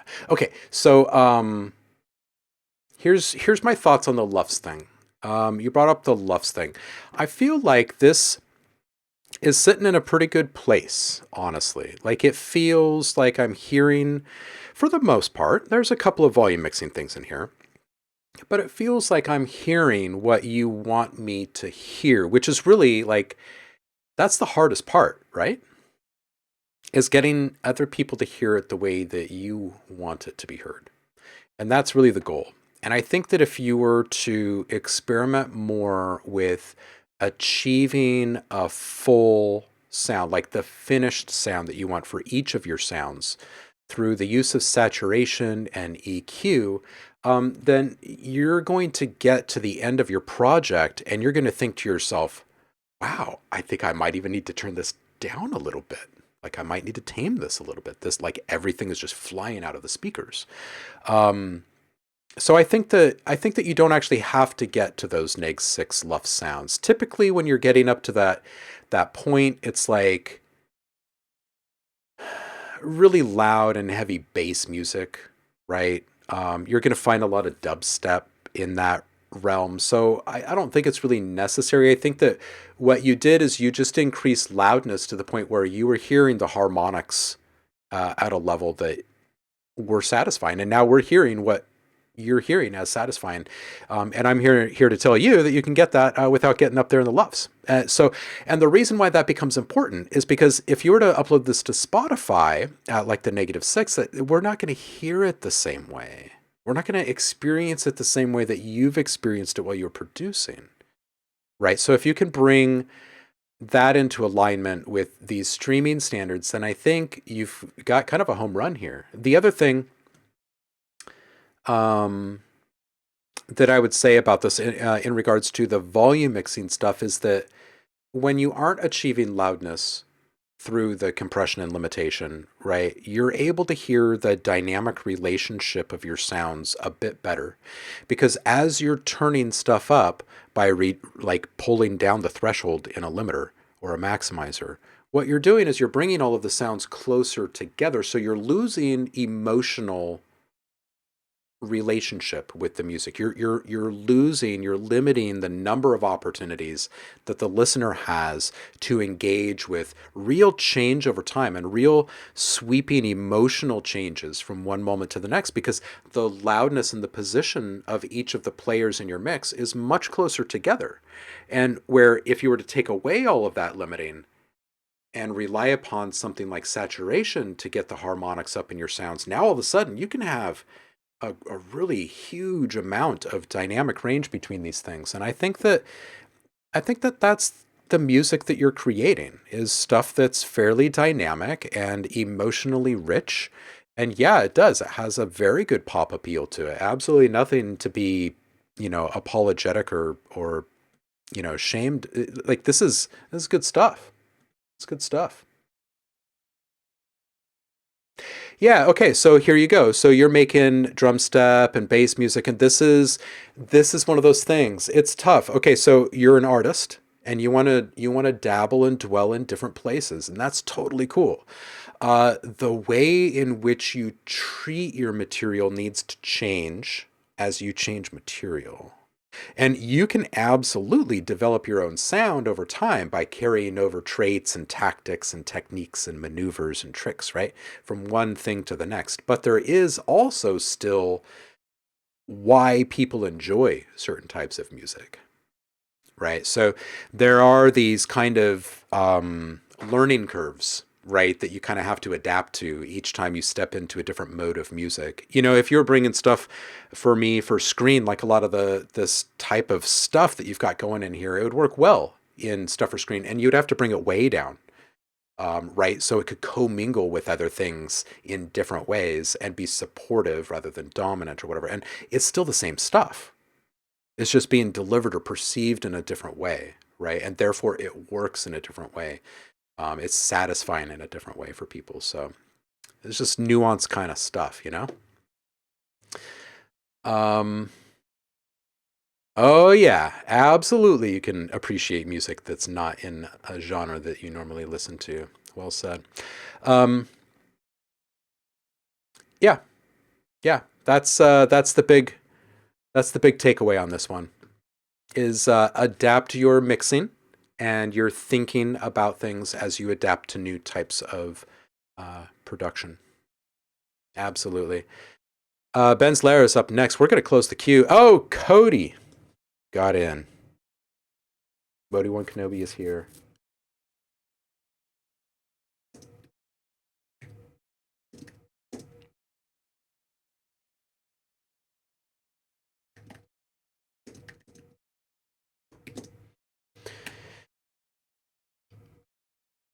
All right. Ben is up.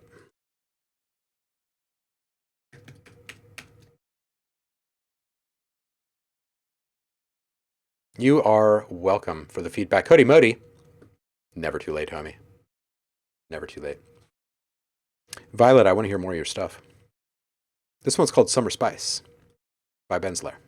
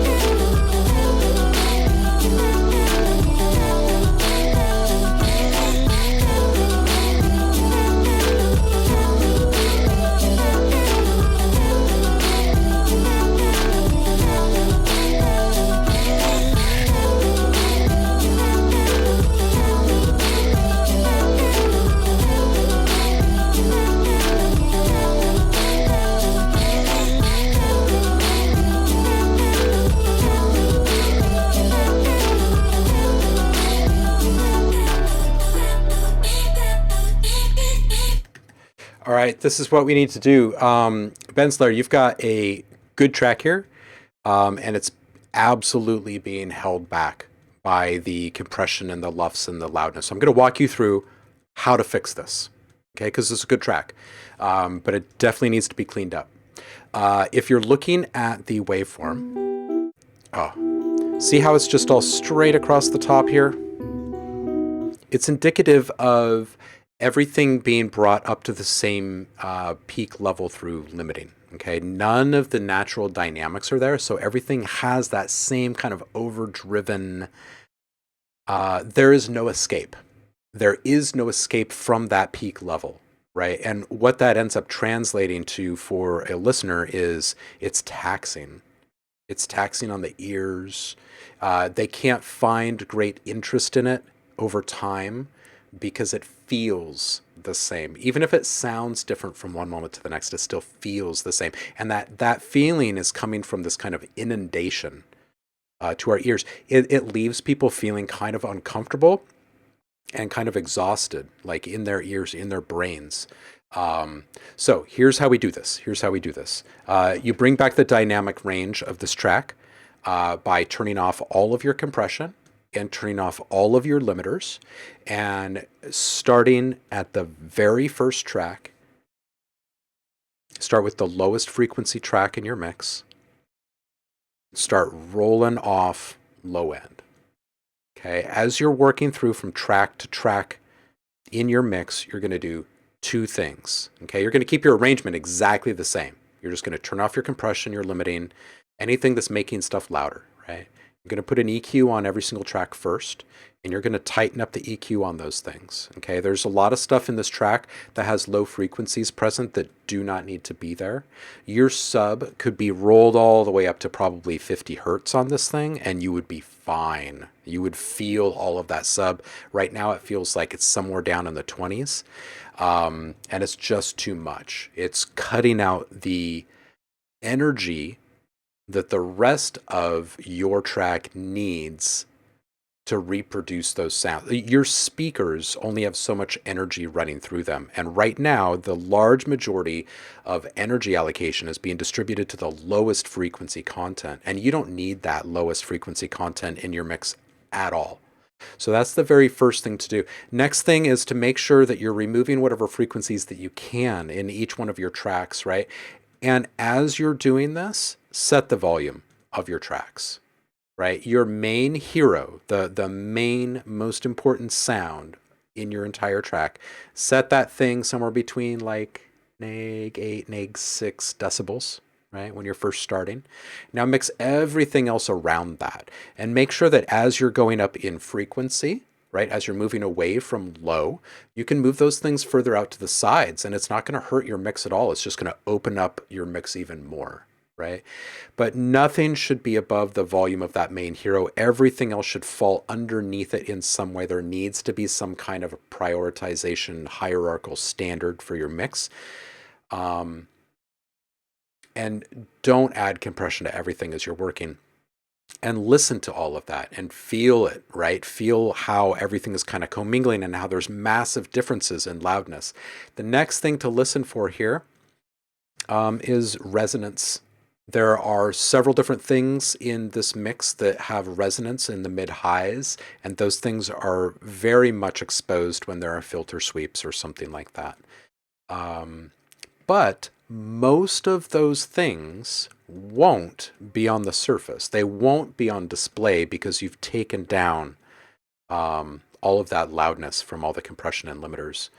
Once you have your track mixed with the EQ and the volume, start to add some saturation to things. If things are sounding flat or stale or as if they don't have the dimension that you want them to have, start adding in a little bit of saturation. And then the next thing is run reverb or time-based delays on an auxiliary track and send your sounds to those tracks.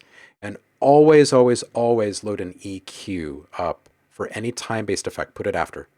So in other words, if you have a reverb in your mix, make sure that you've got an EQ right after that reverb, or that you're using the internal EQ in that reverb plugin, and that you're removing whatever low frequencies and really high frequencies that you can. because that's where the buildup starts to occur. And if you follow those steps, this thing is quickly going to take shape. It's quickly going to come into the realm where you want it. Kwame, you're here. Welcome in. Let's see. Trumtai says we need a bit stronger structure to tell the listener where the hook is. It's kind of going all over the place right now. Cool sections, but they don't really make much sense together right now. I think that a lot of that is also a byproduct of not hearing all of the dynamic relationships here. And when you do, when you hear all of the commingling and the, you know, the play that happens between all of these different sounds in the mix, that's where you get your ideas. That's where you get your creative cues from, right? You're going to hear what should be there as a transition effect, right? Because not everything is just overwhelming. You're going to have the mental bandwidth to process everything that you're taking in, and you're going to find a great way to present it. Kwame, how are you? Happy Friday to you, homie.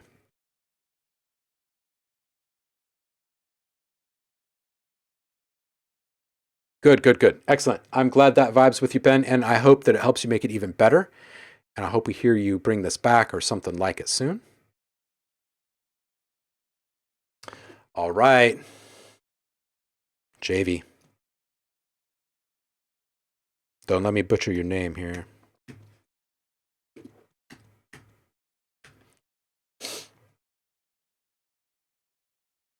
I like the Crockett retro gaming sign here. It's a great little screenshot here. That's great. All right, here we go.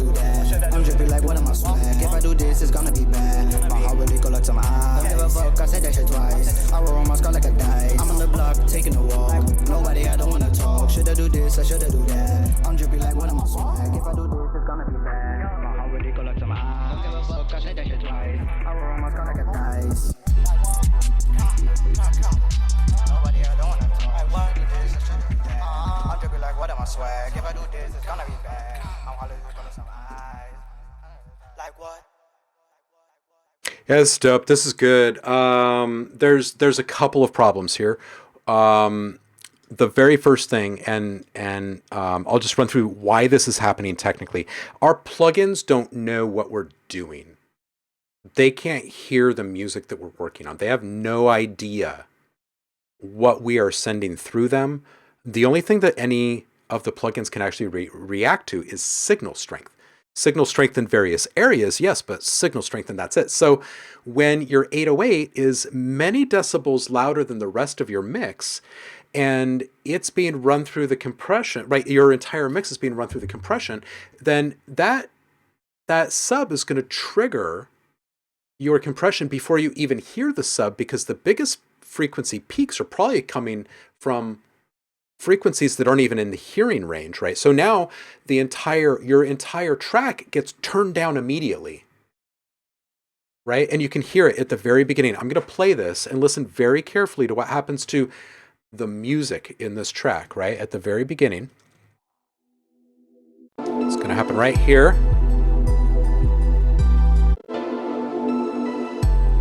You hear that?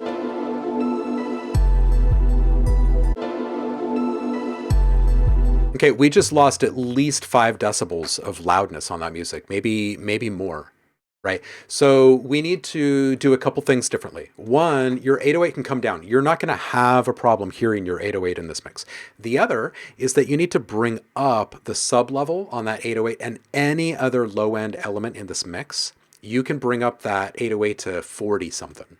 45 hertz or so. And it's really you're still gonna have the chance to change a heartbeat, right? If someone cranks up their system really loud. But what you're not going to do is expend energy that is going to be better off redistributed somewhere else in your mix, okay? The second thing is that it's hard for other things to play through a huge sub, right? The rest of your mix already has a hard time. The other thing is that you should use the internal settings of your compressor to not listen to that sub, or just don't even put the sub through the compression, because you really don't want to do that anyway. You shouldn't be compressing and doing all that stuff to your sub. You really shouldn't. So what you should do is use compression in a slightly different way, right? And just be aware of the fact that that signal strength is what sends compression into action. And that what compression is volume reduction. It makes things quieter. Unless you have auto gain on, nothing should ever get louder with compression when compression engages. That's just how it works. So once you understand that, it should be a little bit easier to wrangle in your mix and get the clarity that you want. Because I bet right now when you listen to this, you're probably thinking, man, I wish my mix could hit harder like my 808 slaps, but everything else is just kind of like, and the vocals are awesome. So the vocals are obviously not being compressed with the rest of everything else. So to me, what this sounds like is that a beat was made and then the vocals were put on over the top of it. And that the entirety of the music track, the instrumental track, was run through compression together. And if you were to take that off, you're going to feel the entirety of this track differently. The other thing that I would say is just go through track by track. Same thing I said on the last track that we listened to. Go through track by track, wrangle in as much of the low end as you possibly can on each one of your instruments. And then you're going to get the same kind of clarity coming out of your mix that you're getting from your vocals. And that's really, really what you want. Yo, Ben's here. He feels like he's going to go rob a bank after that track. That's awesome. Fish Memory Music is saying the style and performance of the vocal is super cool, and I absolutely agree.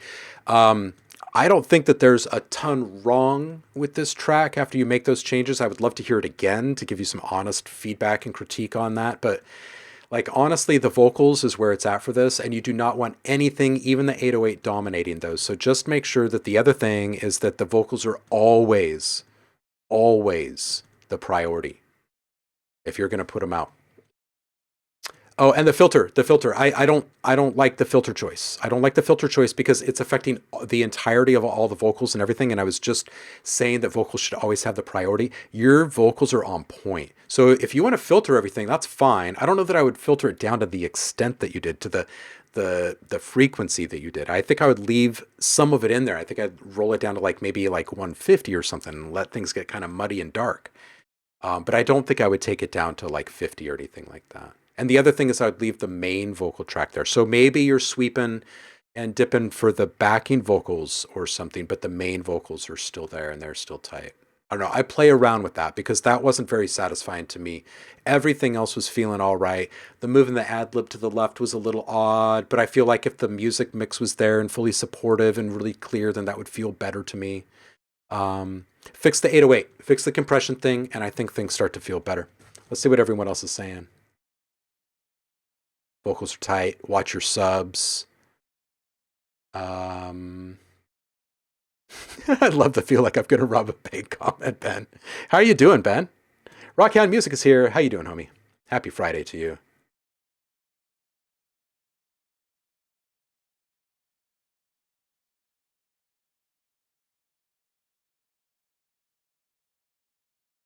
Tremtai says, I like the left to right ad libs.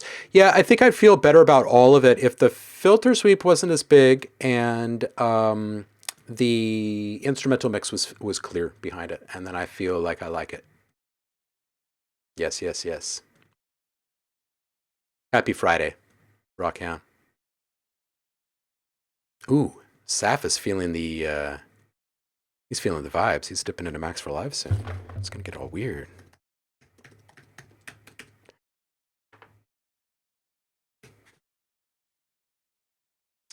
Ben, I am okay. Thank you for asking, homie. Always good to see you in the mix. Ben, are you okay? You got a home right now? Please update us. Fish memory. This is supposed to be fun. Ooh.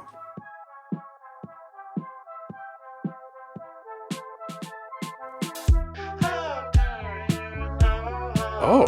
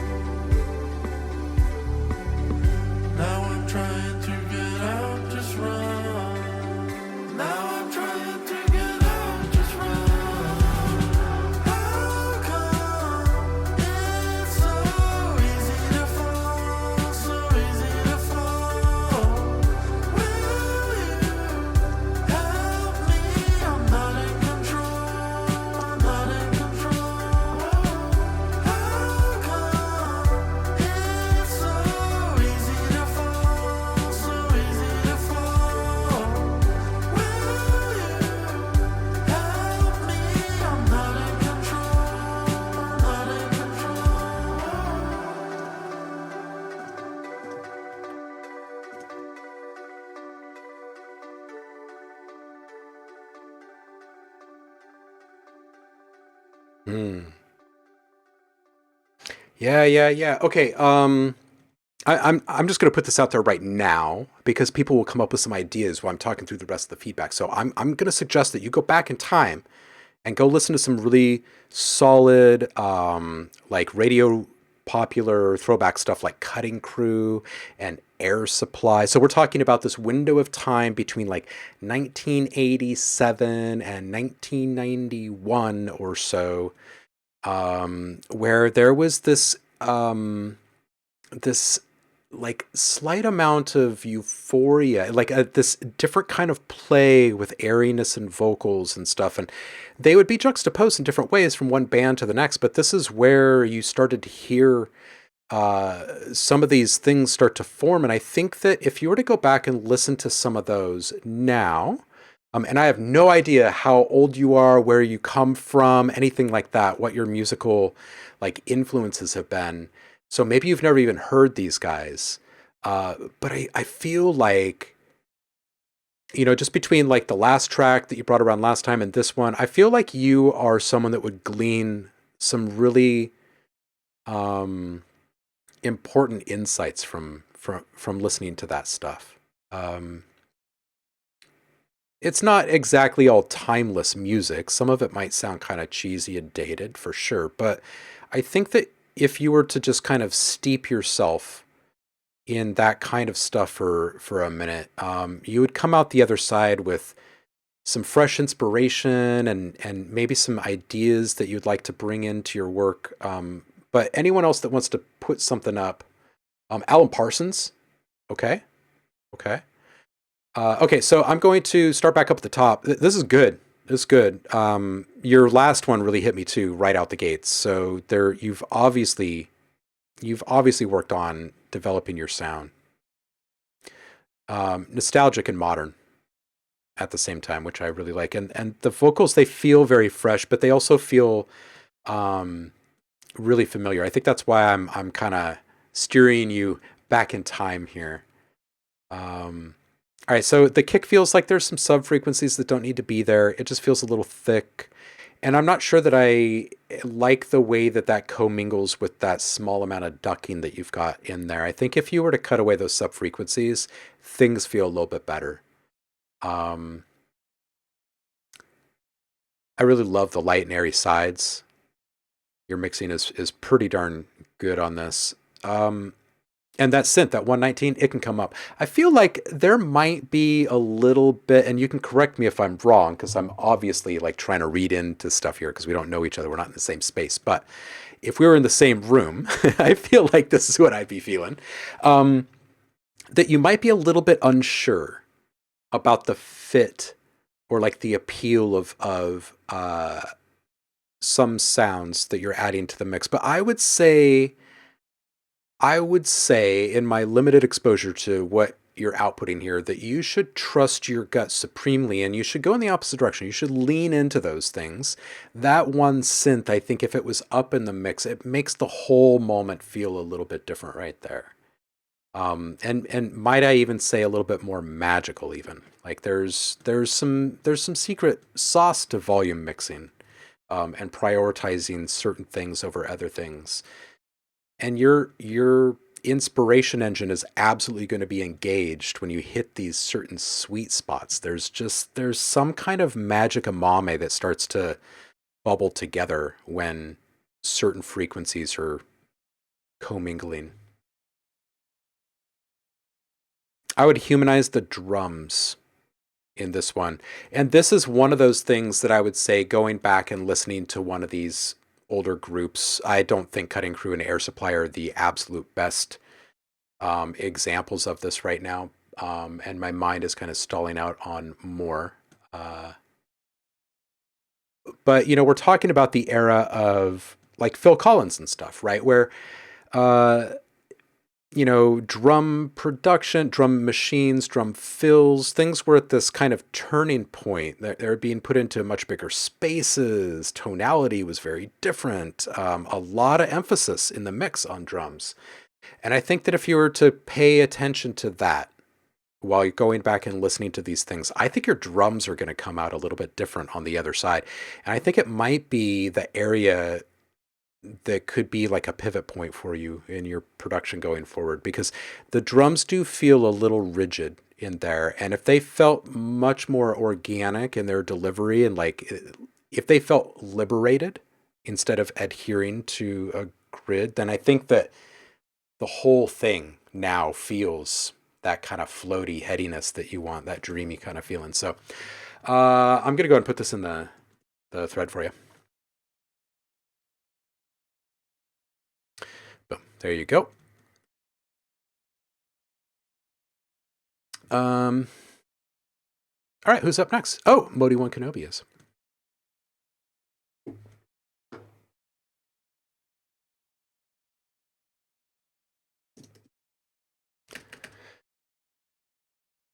Oh, I didn't even look and see what other people said in the chat. Trem, take care, homie.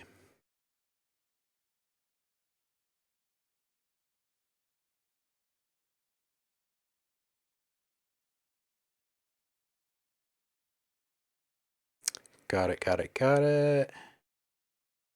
Yeah, fish memory. See, I can tell just by listening sometimes what people's thoughts were when they were putting stuff in, because of where you came to rest with it. And my feelings about your ability to find the right stopping points with pretty much everything else in your mix, it's very apparent. Like, you've got a good ear and you know what you're going for. And that scent didn't really sit the same way that the rest of the stuff did. So I could feel that there was like some hesitation, or like some I don't know, a feeling like maybe it just wasn't the right fit, or that other people wouldn't be feeling the same thing you were with it or something. But I'd say lean into it. I'd say go for it. Oh, Jazzy, go for it. It's going to be rushed. It's going to be quick, but go ahead and drop it. Cody Modi, you are up. This is a whip playing around with a mastering compressor yesterday. Okay, and some multiband saturation. All right. Let's see what you got up to this week.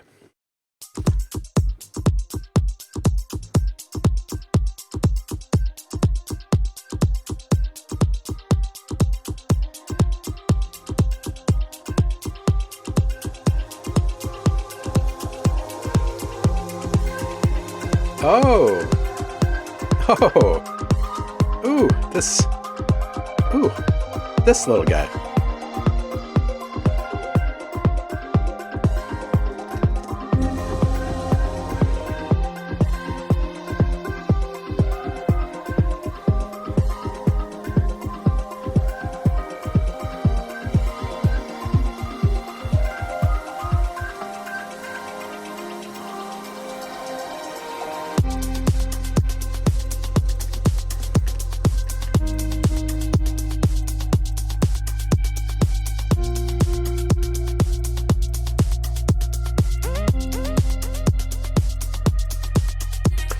Jazzy, drop it in the Discord, please.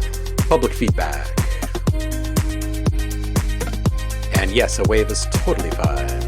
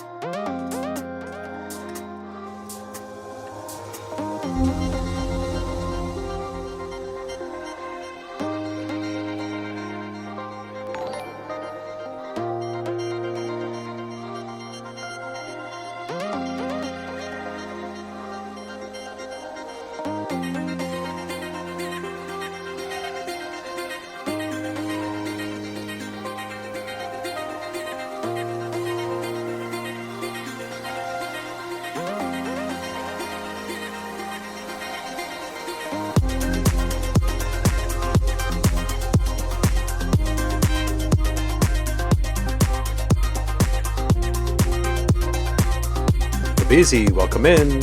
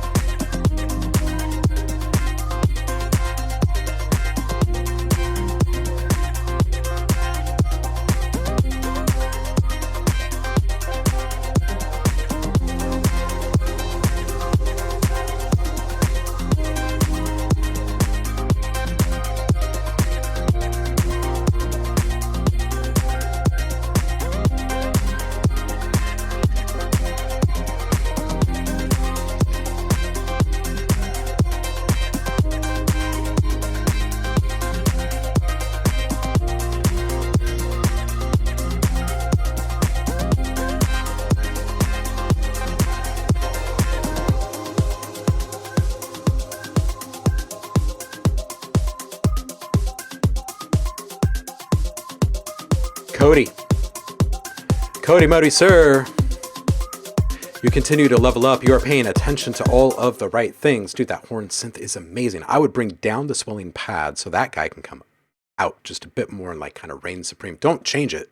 Keep it exactly where it is. Bring that swelling pad down a little bit. The other thing I'd mention is that little synth perk run, the little thing that's like stuck right in the middle. I'd move that around. I think I'd make that moving ear candy. And it's something that we can now track over time as our arrangement, moves along. And it clears out the center again for the things that really are the main focal point, right? Which is your progressions and the music. And I don't know that I really want to give too much more technical feedback right now because I feel like you're riding a wave. And I think I said this again recently, where I was like challenge you to like find something in your mix that you feel like you need to improve upon. Swells and sweeps need some work. Yeah. It's good to hear you identify it. But dude, this is great. Your stuff is coming through with such punch and clarity, and like we can hear the level of intention in so many different areas right now. I can't remember if I said this last week when I was like, hey, you got to find like something, challenge yourself, find one thing and then improve upon it, right? Like identify. I can't remember if I challenged you to do this or not, but go back in time 1 year, like go back and listen to stuff from 1 year ago and see how you would rank it. Like, how does it compare to what you're doing now? Go back and find the first thing that you brought us feedback for, right? And compare it to this track right here and be really, really honest with yourself with what you hear. It's really good. Dude, Liquid Phase, Mike, what's up, dude? How are you? Happy Friday. All right, Wabeezy, pray for Rhythm. Anyone else who just walked in looking for feedback and not going to get it, I'm sorry. But I did say yes to one. Which one was it? Was it, it wasn't Night Predator? It was BWS? Who was it? Somebody asked. Jazzy QP, are you Predator? Are you Night Predator?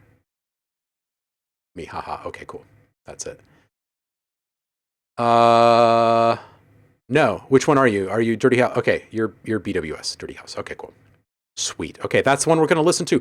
You guys, everyone here in the chat and whatnot remaining, Night Predator and Error Code would love some feedback today. We're not going to have time to do it on stream. So I got a boogie. I have not been good to my output friends for some time now, you guys. I've been so buried with my stuff and Audio Design Desk and stuff that I have not made stuff for output for a bit. So I need to go have virtual lunch with one of my guys from there here in a bit.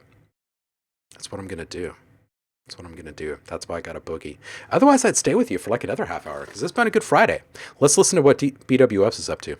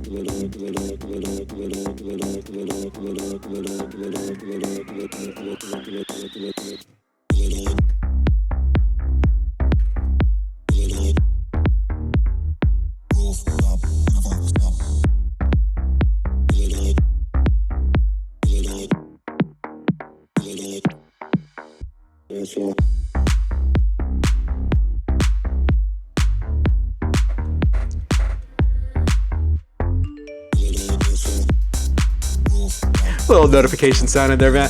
It's like the third notification sound in a track in the last week here.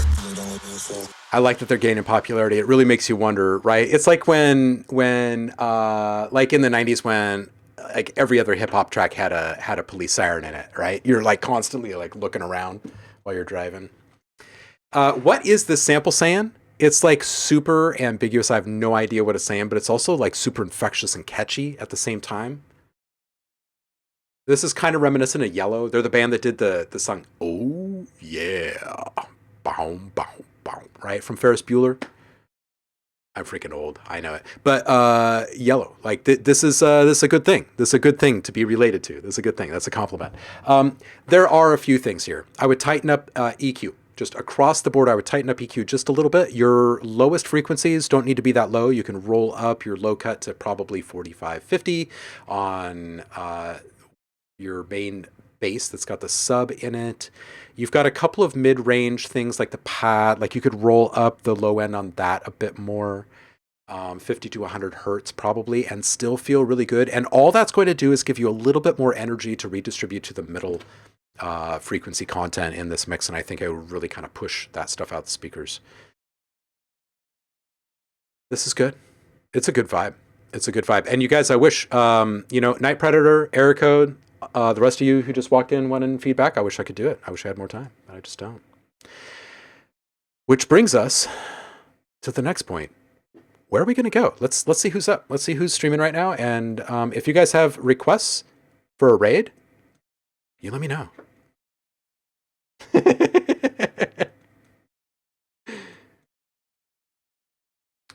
Pray for Rhythm. I see you. I see you. Jazzy, you are welcome for the feedback. I hope that it jives with you and helps you make it even better. Everybody, we will be doing this again next Friday, as we always do, and I really do encourage you to drop your tracks as early as possible in the queue so you do get heard when you want to be heard. And don't forget that if you are currently subscribed, you get a free sound pack every single month. You get a free sound pack. All you have to do is link your Twitch and your Discord profiles together, and you will instantly gain access to subscriber rewards where you will find amazing sounds every single month to play with. Ooh, and Dremia. And Liv. Oh, man. Afrojack is listening. Dude. And Andy and Cardio are on. All right.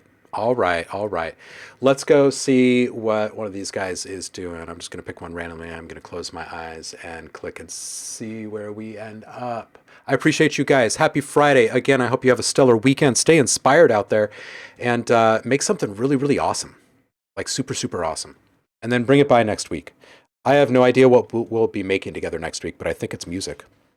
We'll find out on Monday. I'll see you on the flip, y'all. Big love. Peace out. Take care.